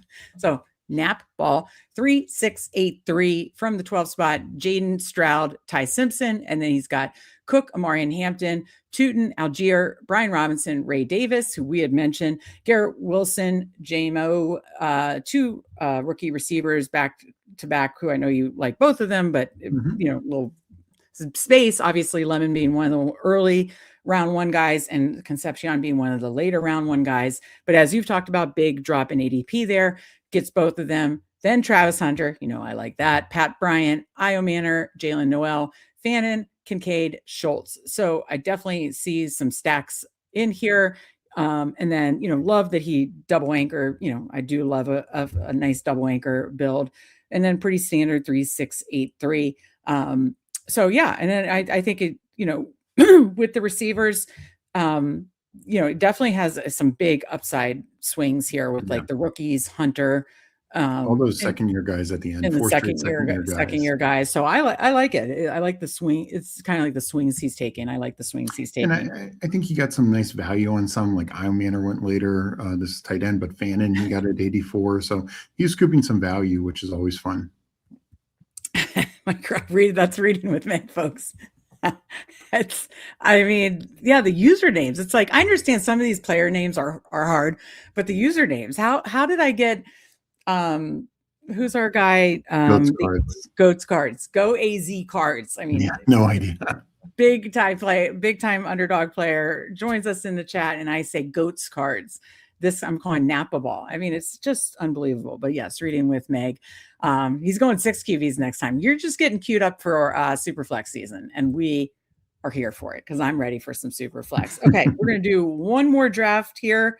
So I'm going to do it from my phone so that we, can do a countdown there. So it'll be from the phone. If you want to join us again or jump into this draft, it is going to be a big board again. I will count down from 10, 9, 8, 7, 6, 5, 4, 3, 2, 1, enter.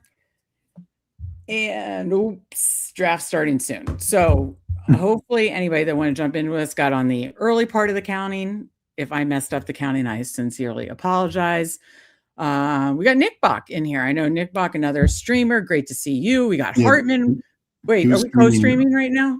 Very possible. Bindle's, I think it was Bindle's channel. Yeah. Okay. So he's on with Bindles tonight. That's right. Yeah. And Hartman. So let's go there. So Nick Bach, we're at 3, Jewish McCaffrey at 4, Hartman at 5.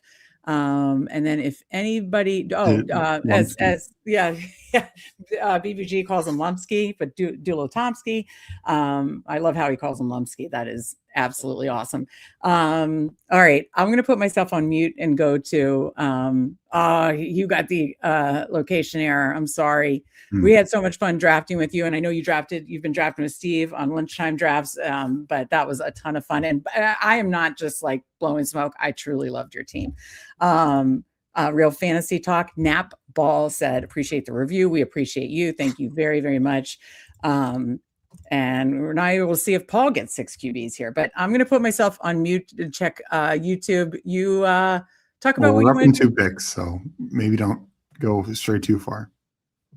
Oh, it's starting. Oh, we got Chase at 1. Look at that. Nick Bach, Chase at 1. Take it. Okay. So, yeah. All right. So it goes Chase, Bijan, which, I know you talked about it with, was it PPR Tyler or was it BBG? You did streams with both of them. I'm time warped. Was that earlier this week or last week? I am losing. Well, I'm not sure what you're asking.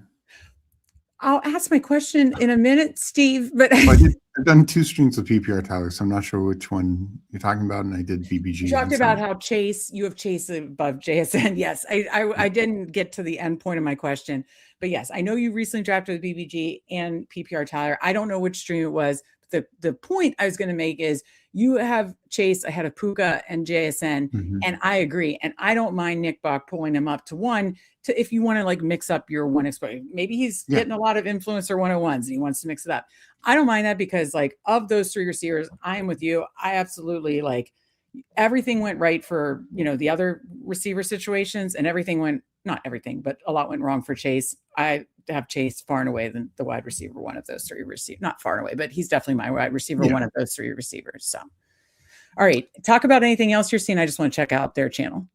Is it on Bindle's channel? I think it's Bindle's channel. Yeah. So it is interesting to move up Chase, and my point was, and I talked about this with Huheems, like the Jake Browning. Well, Chase still had some big games with Jake Browning. If that didn't occur, he had some bad games with him as well. And what Chase would have been without that could have challenged Puka for the wide receiver one role. So Puka, he did miss one game, but everything kind of went right for him. Stafford just having a massive career year, and then Adams missing time at the end also helped Puka. Where Chase, Higgins missed a game, but really the big thing was, and he missed one game due to the suspension. But the big thing was the Jake Browning days, which were some tough times. So hopefully we can get Burrow healthy, all the Bengals healthy, and just have a lot of fun with Chase and company again. Bill says, welcome to the Matrix, Meg. And I just learned, Meg versus Tech. Mike, go ahead, put up the score. It's probably Tech 28, Meg 7. I don't know. But I literally to mute it, went over to Bindo's channel. And we got the old cross stream. This happened a couple times between us and Toxic Tower. And here we are they got a quad box battle going on. And so that's pretty funny that we got it in the same draft. So Steve, are you there? Yep. Can you hear me? I couldn't hear you. I don't know what I thought. I don't have enough George Pickens. You have him ranked high. Yeah. I love him. Can we get George Pickens here? Yeah, I think Pickens is absolute steal. Was talking about him with Huheems earlier. Even when Lamb was there, they kind of treat these guys as two wide receiver ones. And I think that just continues. And then, I feel like I'm with you, because based on your rank, you're Kenneth Walker way above the Breece Hall, Breece Hall Bucky. So I would go like this. That's how I'd rank it. Nico, Kenneth Walker, Jacobs. Yeah, I'm good with that rank. But if you want to just do Kenneth Walker to get a second running back with Gibbs, I don't hate that either. So really up to you. Let's see what they're doing. Okay, they go Ladd, Garrett Wilson. So they are got a little zero RB brewing there. Okay, so Nico goes. Kenneth Walker. Kenneth Walker. Yeah, works for me. So let me go back to the board. Always like when you get the old cross stream draft. Very fun to see it. He says, glad I didn't join this. Yeah, never. Yeah, and Hartman's in here too. Jewish McCaffrey I saw is chatting on their channel. He's in here too. So absolutely. Chase feels like the heavy favorite to lead the league in receiving touchdowns. You are forgetting about Scatterbo. That's true. I did one of my builds that I put in the running back article. I don't think I was able to land with any other Giants, and I just had Dart and Scatterbo, and it felt great. It just felt great. I love it. Okay, yeah. So we talked about Real Fantasy, his review. Loved Aiden's team. Did I hear a Niner in there? Well, that's from a movie, right? Tommy Boy. That's right. Thank you. I knew it's from a movie.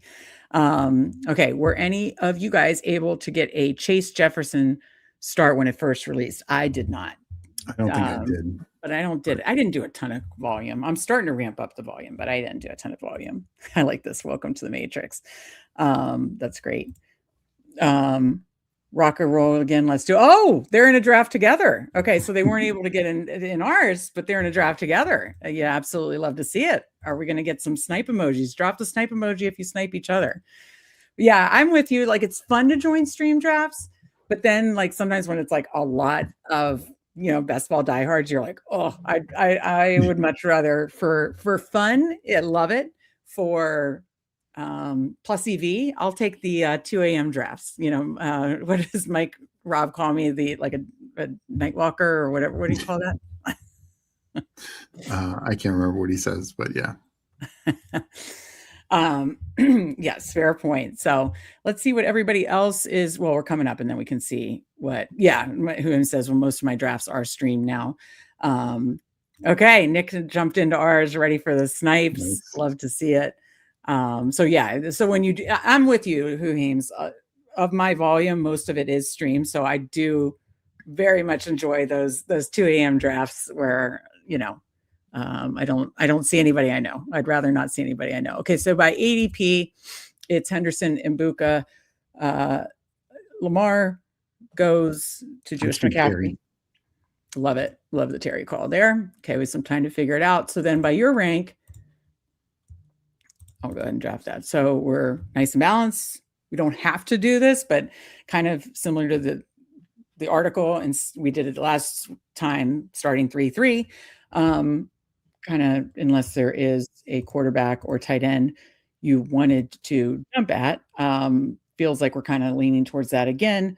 By your rank, it's Swift, Watson, Tyson, Tate, Sutton, Rome, Lemon, Evans, and then by ADP, it's very different. And I agree with rankings more, by the way. Henderson, Mbuka, Harvey, Waddle, Tate, Judkins. So what do you want to do here? Do you want to go third running back or third receiver? If we go third running back, I'd probably go Javonte Williams.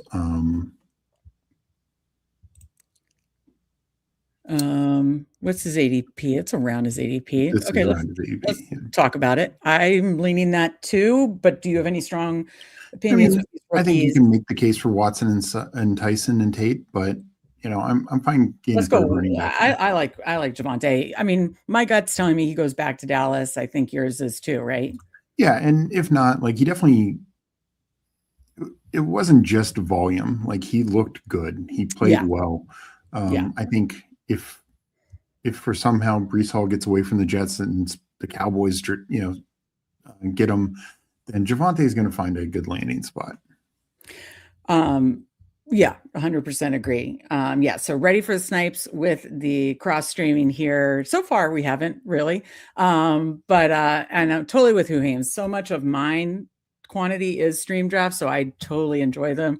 But Aiden has a good suggestion here, and again, feel free to put any in our Discord as well for YouTube members. Maybe I never want to copy ideas or whatever content, but maybe it would be one of the ones that we could do is similar to what Toxic Tower did today. They were drafting against each other. Maybe one of our YouTube YouTube members, click the join button. You can check it out. Maybe one of our YouTube member stream ones, again, not copying Toxic Tower, but maybe it could be against each other instead of a team. Sure. So. Bindle said he doesn't know that I think he's built that I call him who's Tom Brady's ex-wife? What's his name? Giselle. Yeah, I'm jealous of Jaden's body, and I'm a lady. He doesn't know that I call him Jaden Giselle. So I actually, yes, it does look like they sniped us, but you didn't snipe us. I wasn't really pushing. I haven't taken any Jaden yet, which I know would burn the hell out of me. I'm fully aware, and I will. Here's what I did last year, and I'm going to probably do the exact same thing this year. All the elite quarterbacks, I didn't make a massive stand. I was just I want 7 to 9% of all of them. And I did it, and I was totally fine. And Jaden probably was more on the 7% side, and not that it worked out for me, but Lamar and Allen and I know Allen was good, but just the way it was structured, none of the elite quarterbacks were my good teams or whatever. So what can I say? I'm a mid-round tight end girl, I'm a mid-round quarterback girl. So I lean to that, and I will make sure that I get myself the 7 to 9%, because any of these could stay healthy and be the guy you need. So I will get them. With that said, it wasn't a snipe this time because I don't think there's going to be many years he's plays 17 games, but we'll finish it after this. We don't have any. No, we've picked. I do think we want to keep an eye on Dak. He goes so much earlier this year. Yeah. Okay. Metcalf, Ramondre, Dak. Do you want to even out and get Metcalf? Yeah. Okay, let's do that. And then I actually say I wouldn't mind doing a robust but I don't have enough Dak yet because he's going so much earlier. And when I have a stack, that's who I want. I want Dak 3 rounds. Like, wait, how many more rounds later? So Jaden, he went, end of the 4th for us. If he would have fallen, it would have been 5th. So really it is only, I guess, 2-round discount. Yeah. But kind of like the Burrow thing, even though Burrow and Dak don't offer us that, rushing upside, when Burrow and Dak stay healthy, they are QB. Yeah. Top 5 QB. So like that they went, well, they did Chase. So like that they got Burrow there with Chase. That makes all the sense in the world. Now I'll finish my thought because I know I was all over the place about the quarterback thing. I will actually wrap up my thought as concise as I possibly can. Okay, Ramondre goes, we talked about doing Dak anyways. Let me bring the board. So we start 1-3-3, balance with the 3 running backs, 3 receivers. We get our Dak stack. And we also have Javonte B's back. That's just right, a full team stack. Exactly. Full count. Yes, exactly. So to wrap up my thought is I've always leaned into the mid-round quarterbacks. While I know the elite quarterbacks could be exactly what you need.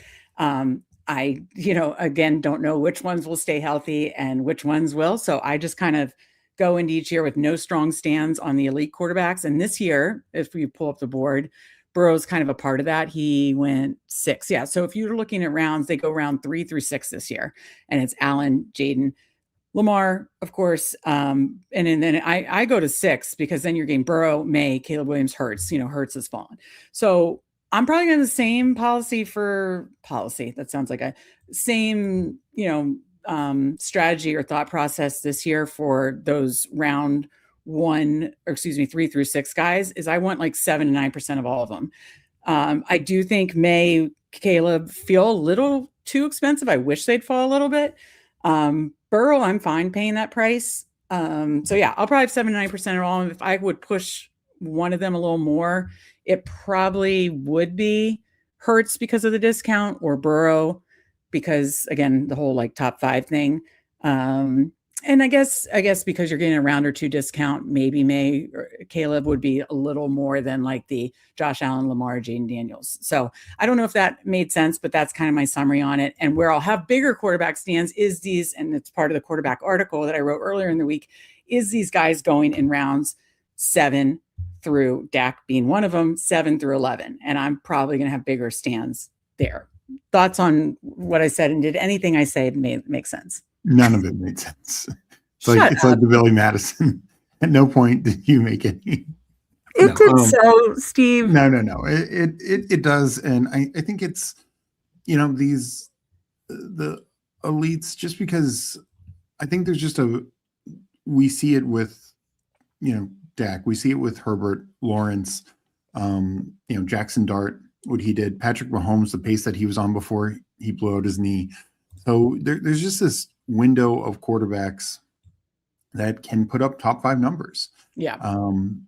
Still, are all of them going to? Of course not. But the guys who stay healthy, the guys who produce, Purdy being another one, Stafford, probably not having the career year again, but there's just enough points for upside. All right. I'm going to you can do whatever you want, but can I take Purdy and backstack him? Dak Purdy feels sexy to me. And I know hearing your sister say sexy sounds gross, but probably, but okay. I wish this was bourbon. Then you can pick whoever you want with this next pick.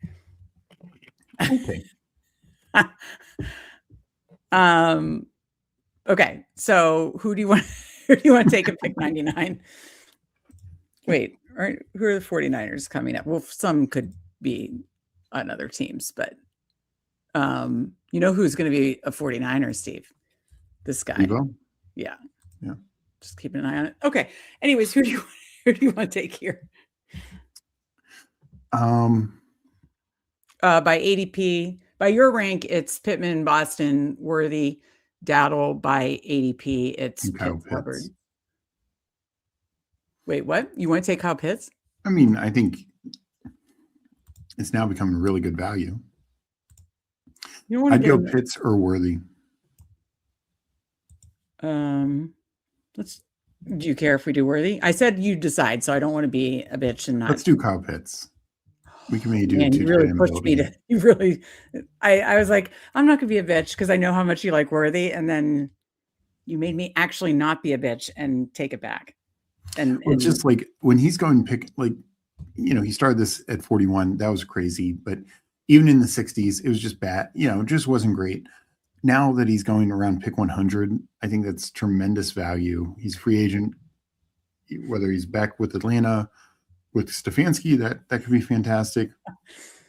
Or he could be a priority for a number of fun teams. Yeah, that's true. Allegiant says third round Josh Allen looked extra attractive this next draft. Yeah, I didn't think you were gonna. I was like, oh, I'm gonna be so nice. You pick whoever you want, and I just didn't think. But you're right. I get what you're saying. I guess I kind of wanted to lean into the later tight end build and get a fourth receiver, but I get what you're saying on the value. And like you said, yeah, I mean, I like Worthy and Pittman there, but it's not like we're getting stacks. Like. Who Hames says Who Hames is obviously a loyal Substack sub and YouTube member. He said he signed up just to watch Steve snipe Scataboo for Meg. That's the value right there. I absolutely agree. I get it. Okay, so we'll be back up at 118, 123. I'll let you talk because I want to go to their channel, and me, Tech versus Meg is just never good. So talk about anything. I won't be muted so I can hear you, but you could talk about, my long-winded quarterback discussion, our picks here, but I'm going to put myself on mute for a second.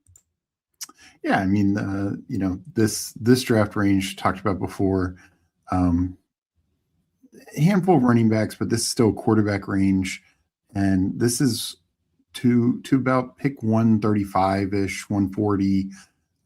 There's still good receivers. We're seeing them kind of go off the board here. Reed, Boston, Shakir. But I do think this is a strong range for that.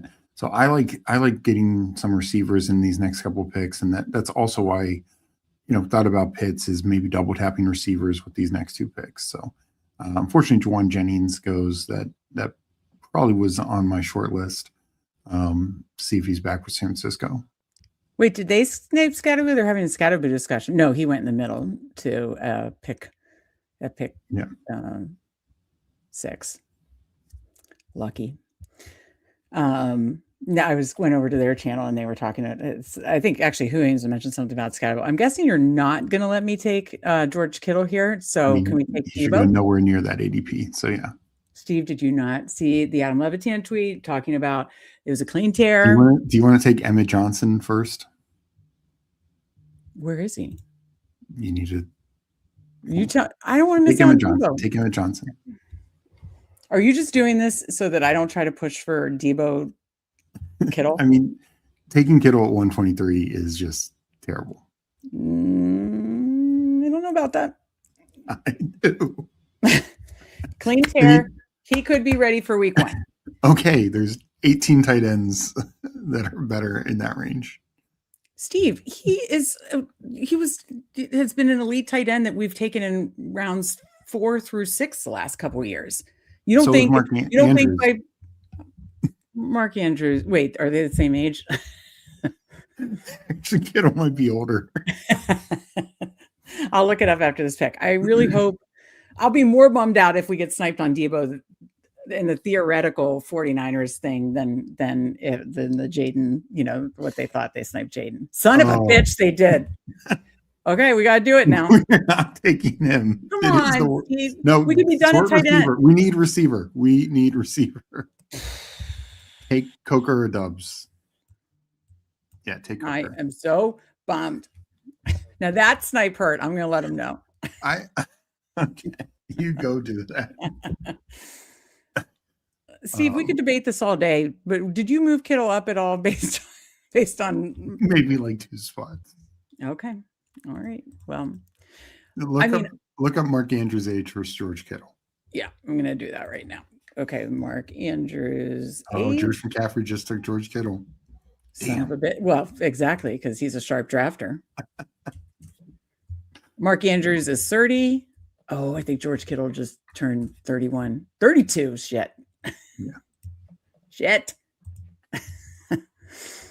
All right. This is my thing is Andrews. I think he's going way too late. Yes, he failed last year, but dude has been top 5 tight end every other year.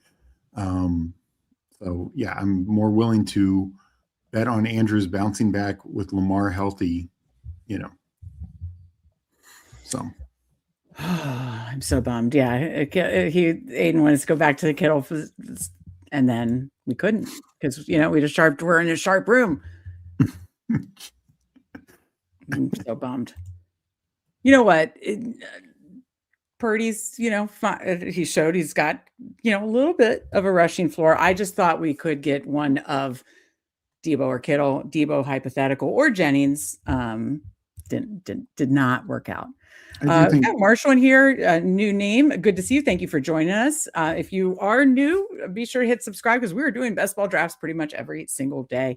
Kyle Pitts 3 touchdown week 15 ruined my best ball teams. Yeah, that ruined mine as well. It absolutely ruined. I've never been a Kyle Pitts drafter, so I should probably listen to my brother and draft a little more. But I think that the not knowing where he'll be thing, sure.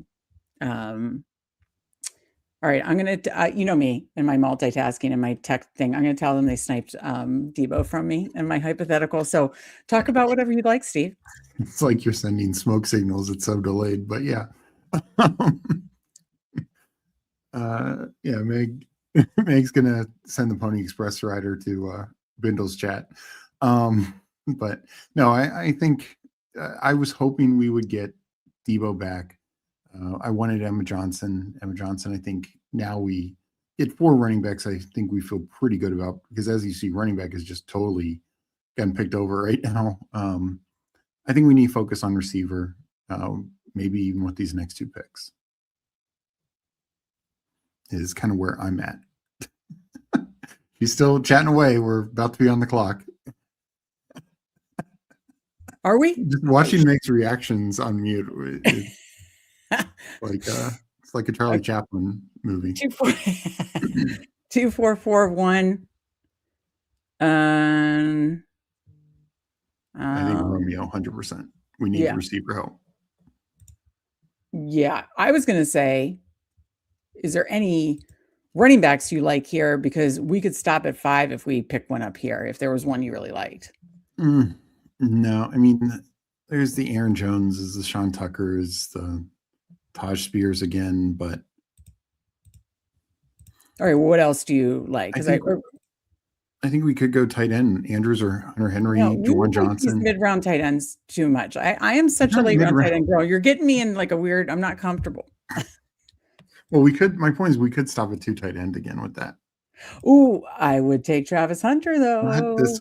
Oh my God. I don't really feel the need. Okay, who do you want to take that we could stop at 2 tight ends? Andrews, Juwan Johnson, or Hunter Henry?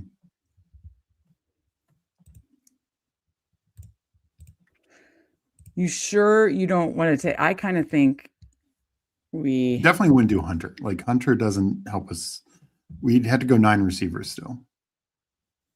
I think we are going to need 9. I think we are going to need 9 receivers. Running back. Let's do either Aaron Jones or Taj Spears. I like Aaron Jones a little bit better. I've got like a gut feeling he's going to Pittsburgh, and you know what that means? We've got a big old Pittsburgh stack on our hands, and that we know who our third quarterback's going to be. How about that? All right. I think we should be done at running back. We got 3 in the first 51 and then tacked on 2 by, so I think this can be a 3-5-9-3. So hold on. I was finishing telling them that Jewish McCaffrey's sharp and wanted Kittle, and it's a good story, but I'm sure they're on bated breath. But I'm muting it in case I accidentally, because in case the tech gets me. So you keep chatting about, about all my bad. Oh my, no, going 3-5-9-3, I think does make a lot of sense.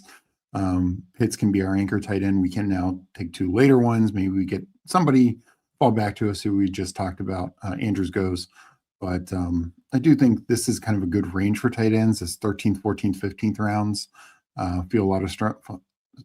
Feel really good. Strange, I'm surprised is, he's fallen to like these 130s. I think that is tremendous value for Strange. But no, I like this range to pick up a couple tight ends in these next couple rounds. So we could grab one, hopefully in these next 2 picks, and maybe one other receiver. And I think that'd be a good, strong build. So let's see. Hunter goes 154 to Latomsky, as BBG calls him. Juwan Johnson goes. That's who I was hoping would maybe sneak back. Sometimes he still has a wild ADP range. But this is kind of the dead zone of receiver for me. That's why I was glad we got Romeo Dubs. Yeah, I agree. I'm back.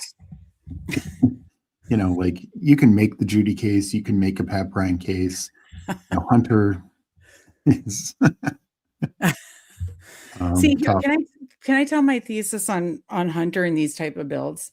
Because if we're kind of behind a receiver, right, and we are going to go 9 receivers, then Hunter is that like, oh, maybe it's more than what the market thinks, and he is helping become. And he also could be the opposite. I get that, but the point is, it's in a 9 receiver build, and that's why I wanted Travis Hunter.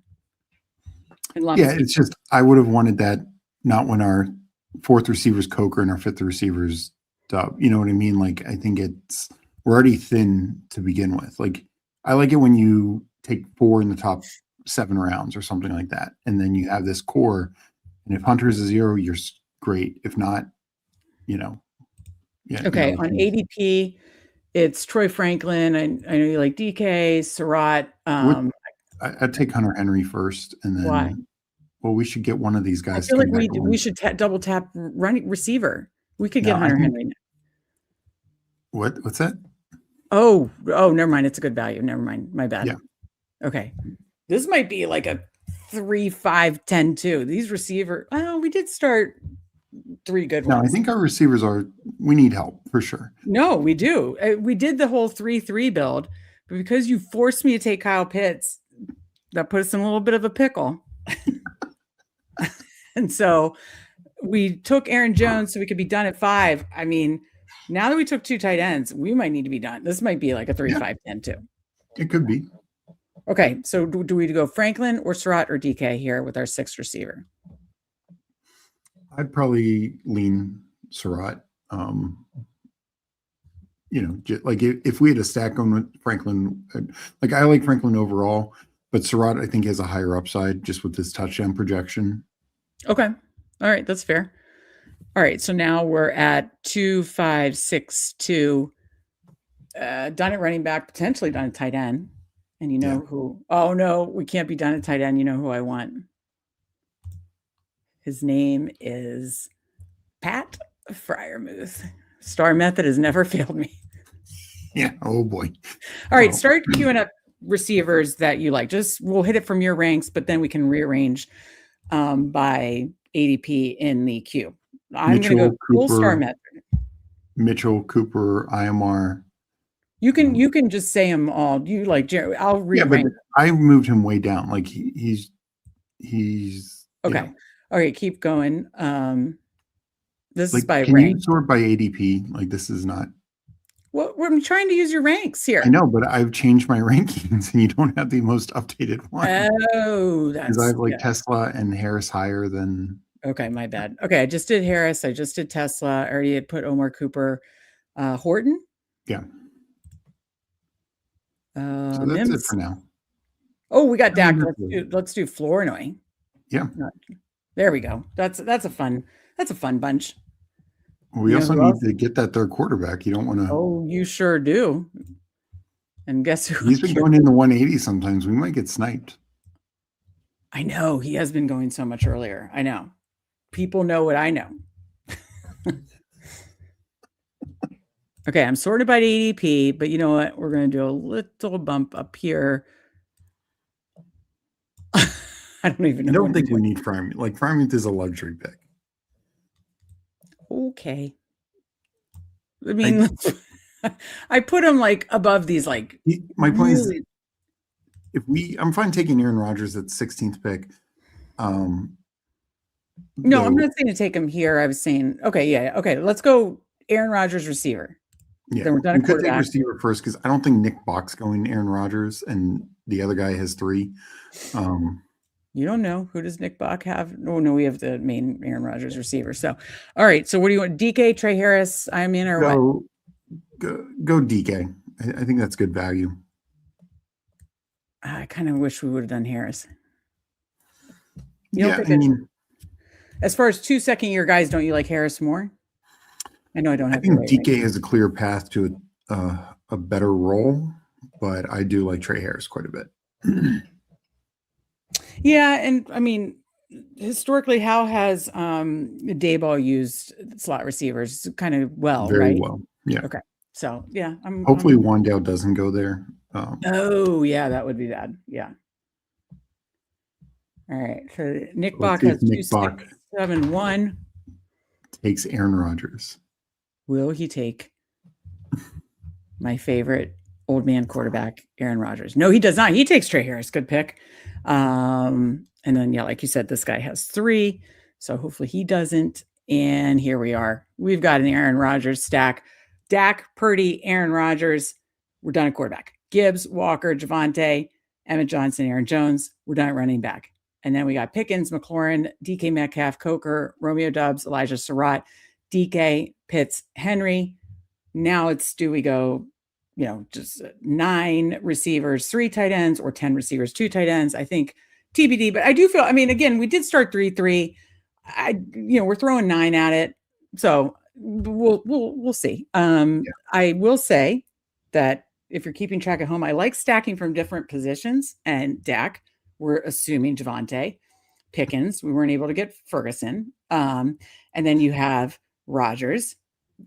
It could be Aaron Jones. There's some rumors there. Metcalf.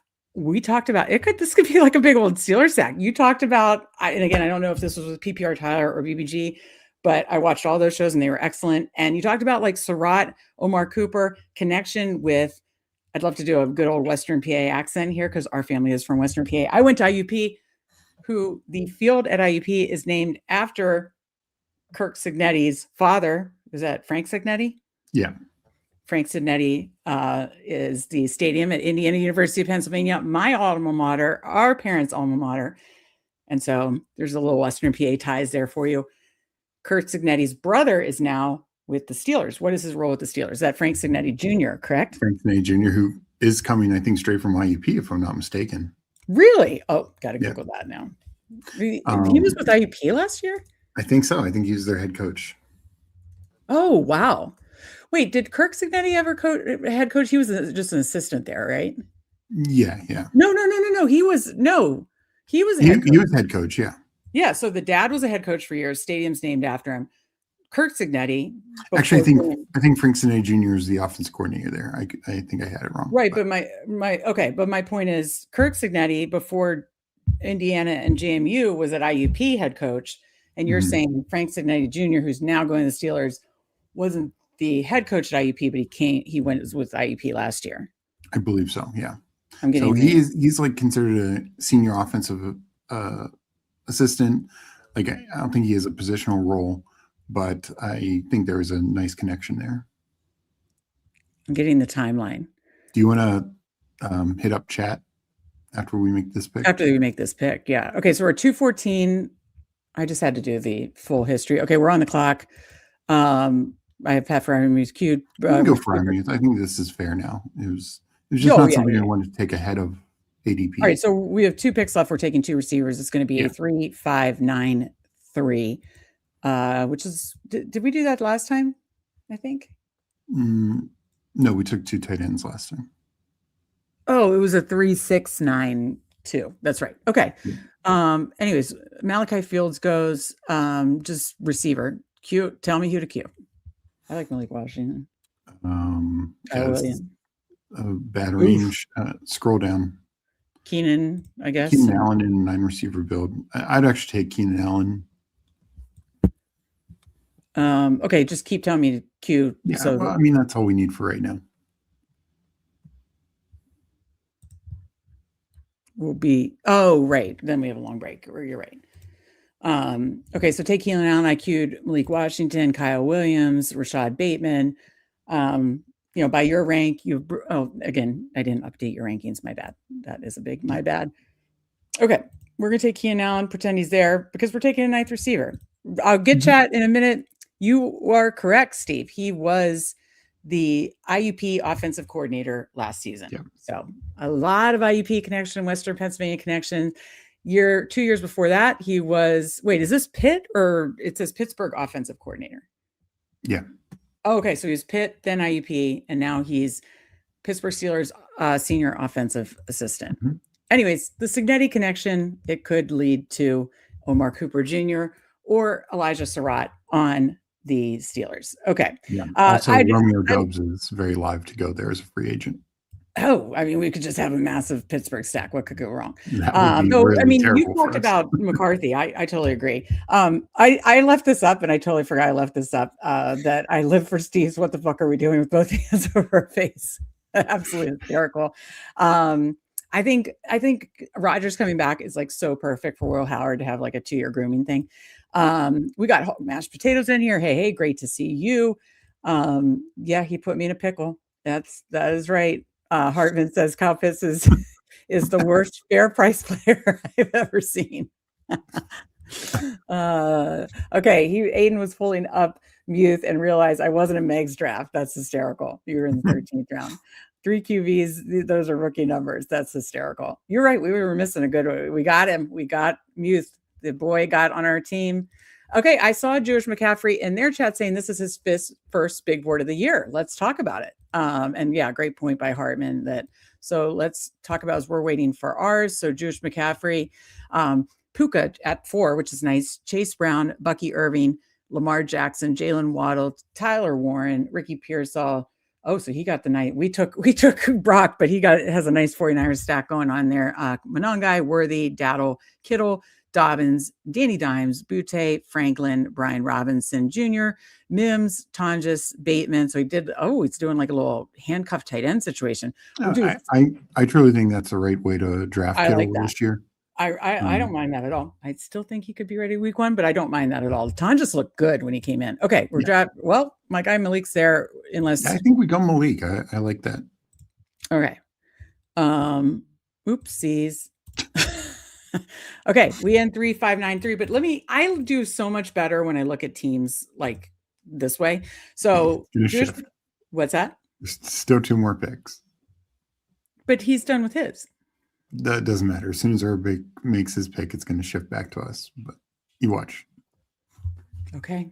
You've done a lot more streams than me. See? But I'm going to start it. Yep, it did. Okay. Anyways, back to Jewish McCaffrey, his first big board of the year. I was battling with Jewish McCaffrey most of the year in the marathon, and then my team took a nosedive, and Jewish McCaffrey's team was awesome. Finished I think top 5 in the marathon. So shout out to him. I hope they bring marathon back, and I hope you and I are competing, and Steve, you too, are competing for marathon top spot again. And it went back again. Okay, so let's look at Jewish McCaffrey's team from the 4 spot 2, 7, 8, 3. So Lamar, Danny Dimes, and then Chase Brown, Bucky Irving, Kyle Monongai, Rico Dowdle, J.K. Dobbins, Brian Robinson, Jaden Blue, and then Puka, Jalen Waddle, Ricky Pearsall, Xavier Worthy, Butte. He got the Worthy. He got some of the picks that you wouldn't let me have. I wanted Worthy. He gets Worthy. I wanted Kittle. He gets Kittle. I'm just saying, Jewish McCaffrey, when this team makes the playoffs, you can thank Steve for, overruling me. Just kidding. But no, I do like that. Pearsall, Worthy, Butte, Franklin, Mims, Bateman, Tyler Warren, Kittle, Tonjes. So he, like you said, he got the Tyler Warren mid-round tight end and then kind of like handcuffed the 49ers tight ends. So I like that a ton. Obviously a really nice double anchor and kind of doing, we're doing 3 running backs by like round, in this case, probably like by round 7, and then tacked on. I honestly, and I don't know if Josh McCaffrey knows how crazy 3 quarterback. I love the team, but even with Lamar Jackson, I would have done let's see, how many receivers?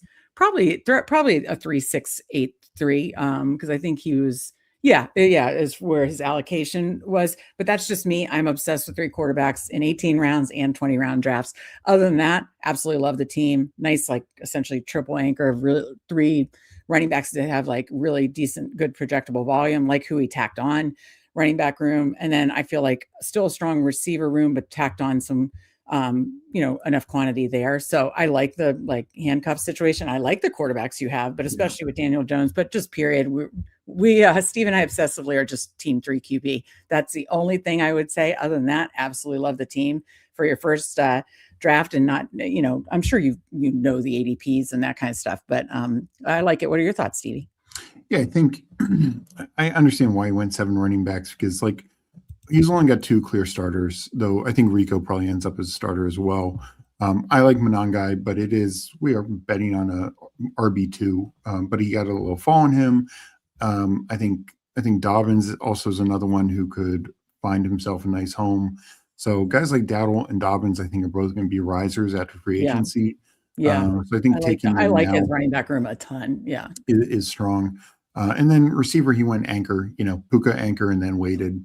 So, I definitely understand why he's going 8 there. Yeah, but I like his receiver picks too. Yeah. And yeah, that would be, and he said I was all 3 QB last year. So, I mean, that would be literally the only thing. Like, I like your picks. I like all the other parts of the structure and stuff like that. So, and obviously Lamar Daniel, Danny Dimes adds like that nice floor ceiling combo for both of them. So yeah, he said he drafted 3 QBs and then he said McCarthy was there, but felt like that's probably where I would have just taken like a Cousins or something like that. But I mean, the point is right now, I'm guessing his point is all those quarterbacks, they're like a half quarterback. Cousins, that's what he said. Yeah. Cousins, even if Cousins starts week 1, he might not start at the end of the year, Steve, I love Kirk Cousins. Don't say that. When I get back home to Baltimore, I'm keeping the Kirk Cousins t-shirt on the wall. You like that. Oh, and then I have the Scatterboo Angry Runs t-shirt that's replacing the Alex Smith t-shirt. I'm so excited. But no, first draft, love it. Thank you for jumping in with us. And he said all vibes. Big board, I love just vibes based drafting. And yes, Jewish McCaffrey, let's run it back. Let's fight for the top of the marathon. But a big congrats to you. He had an amazing marathon finish, literally. Thank you for the positive review. No, we appreciate. Thank you for jumping in. And I know it's Dilo Tomsky, but I love how BBG says Lumpsky. He says Kincaid was a misclip, but let's take a look at Lumpsky and the other drafters. And let's just look at it all. But we talked about ours already, 3593. I just love the Dak Purdy, Rodgers, the kind of triple anchor there, tacking on Evan Johnson, Aaron Jones, Pickens, McLaurin, Metcalf, Coker, Dubs, Surratt, DK, Keenan Allen, Malik Washington, Pitts, Henry, Freiermuth. So yeah, we're pretty much all stacked up outside of Purdy, and it's because Steve wouldn't let me. So no, I like this team. Are you happy with it? How it ended up overall, Steve? Yeah, no, I am. I think 3 starting quarterbacks, good running back room, good. I mean, we should do Nick's team. Start with Nick's team. Yeah, and then we'll do Lumpsky. Okay, so Nick's team 2-6-8-4, a little 4 tight end build there from the one spot. Jaden Burrow. So they did 2 elite quarterbacks. They got Jaden. We're worried they sniped us. And then they got Burrow with Chase like that. Again, we're team 3 QBs. It probably would have tacked on 1, even if it is a half. I probably would have. But again, to each their own. Obviously, they went the double elite. So Travion Henderson, Tootin, Algier, Chuba Hubbard, Rashad White, Jordan James, and that's 6, right? So yeah, 2-6-8-4. And then Jamar Chase, Ladd McConkey, Garrett Wilson, Jaden Higgins, Debo Samuel, Jerry Jeudy, Trey Tucker, Trey Harris, like those. And then likely, so yeah, started 168 and then tacked on 3. Likely, Chig, Elijah Arroyo, and wow, Kate Otten went all the way at 240. Yeah, that's just massive value. That's insane value. Yeah, that's absolutely insane value there. So no, I mean, I like it. As far and also taking a couple of free agent tight ends, one of whom could end up in Washington with Jaden. Likely Chig and Otten are all free agents. Right, right. Yeah. And at first I thought they were going strong 0 RB, but then they waited, did the double elite quarterback, addressed running back, and then waited, but still threw 8 at it. So absolutely love that. And yeah, that's a fun 4 tight end build for sure. Again, I'm team 3 QB, but that's me. I get it with the double elite, but I'm also,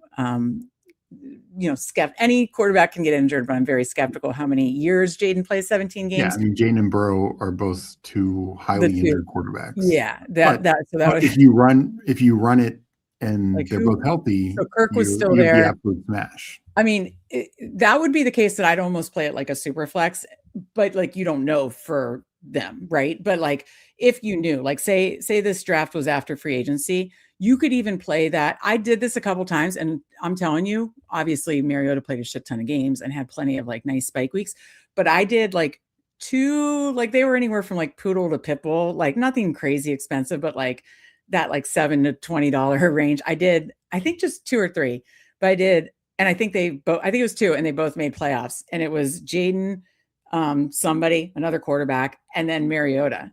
And it was like, well, nobody in these contests, because it's not super flex, nobody is going to have Mariota. What if, I was playing off more of the scenario of what if Jaden plays like almost like the Mahomes style, where he plays, has a great season, and Mariota plays the playoffs, right?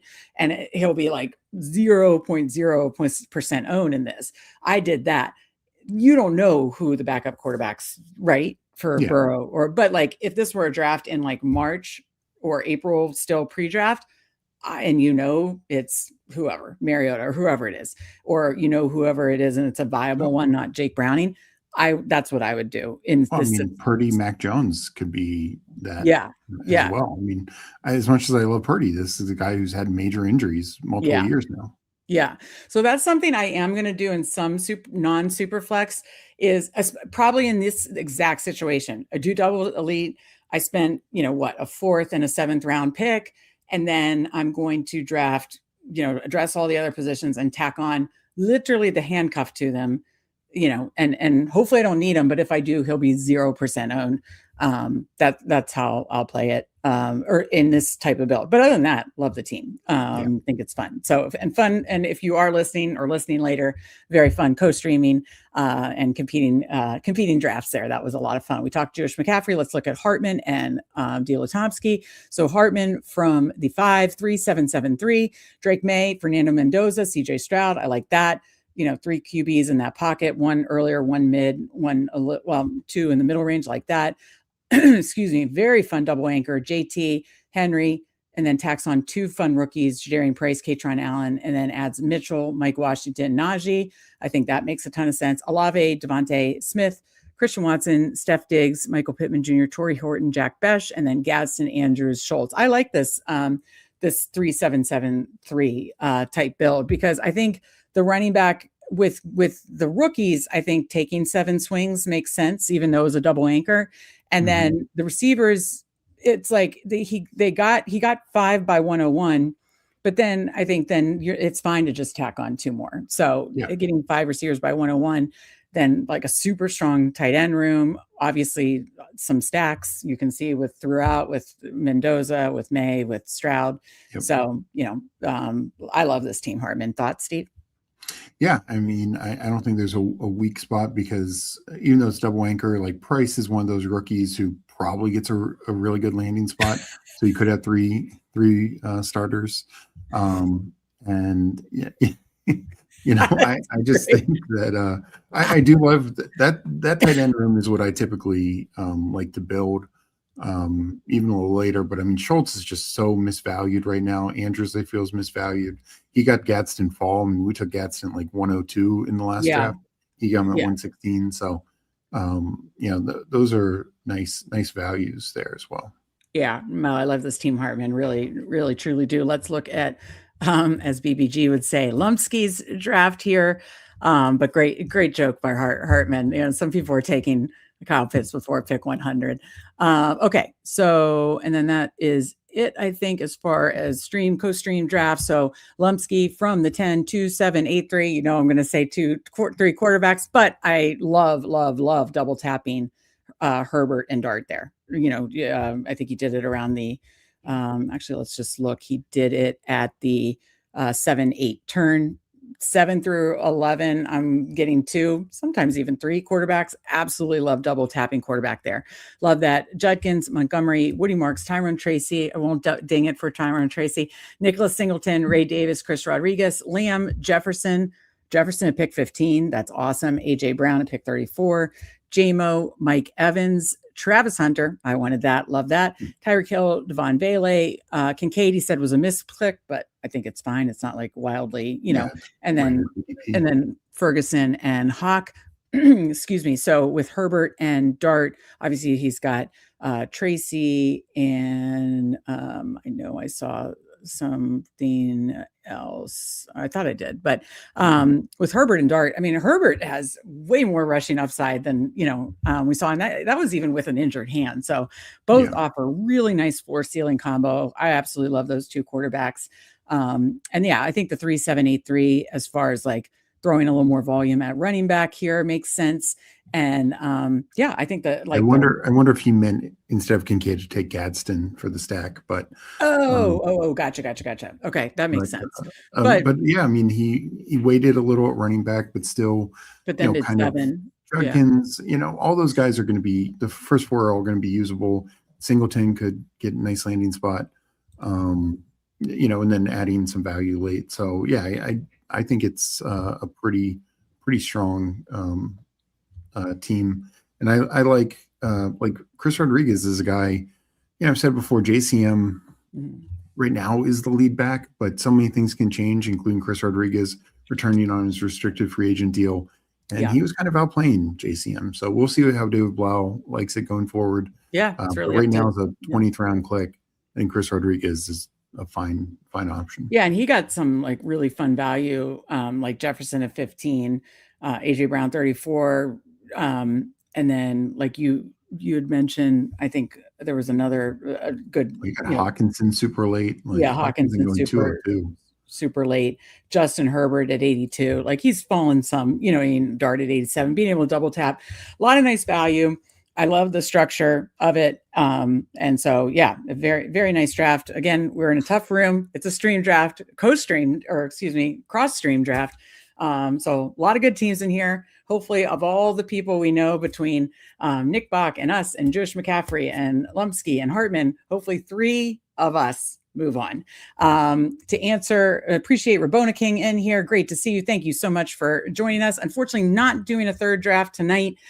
Steve, you will be back tomorrow. Yeah. There will be some sibling showdowns where I'm sure we'll go 3, but I have to wrap up some other things. I'm actually college reunion weekend with the IUP girls. I talked about IUP and the Signetti family.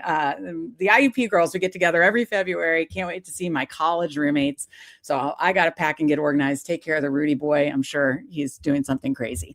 But yeah, thank you guys all for joining us. And Rabona King, promise there are plenty more drafts coming on this channel and plenty more, I'm sure, sibling showdowns where we will do 3. Steve, this was a ton of fun. I like both our drafts. Kind of did some different builds by doing throwing some 9 receiver builds in there and stuff like that, but drafted with a lot of fun people. So this was a ton of fun. You've had 4 stream drafts and a lot of fun talking with Hames today. So you've been a busy man. What time do you think you'll be back tomorrow? Like a little later tomorrow, 2 or 3? 2:33, something like that. So. Yeah.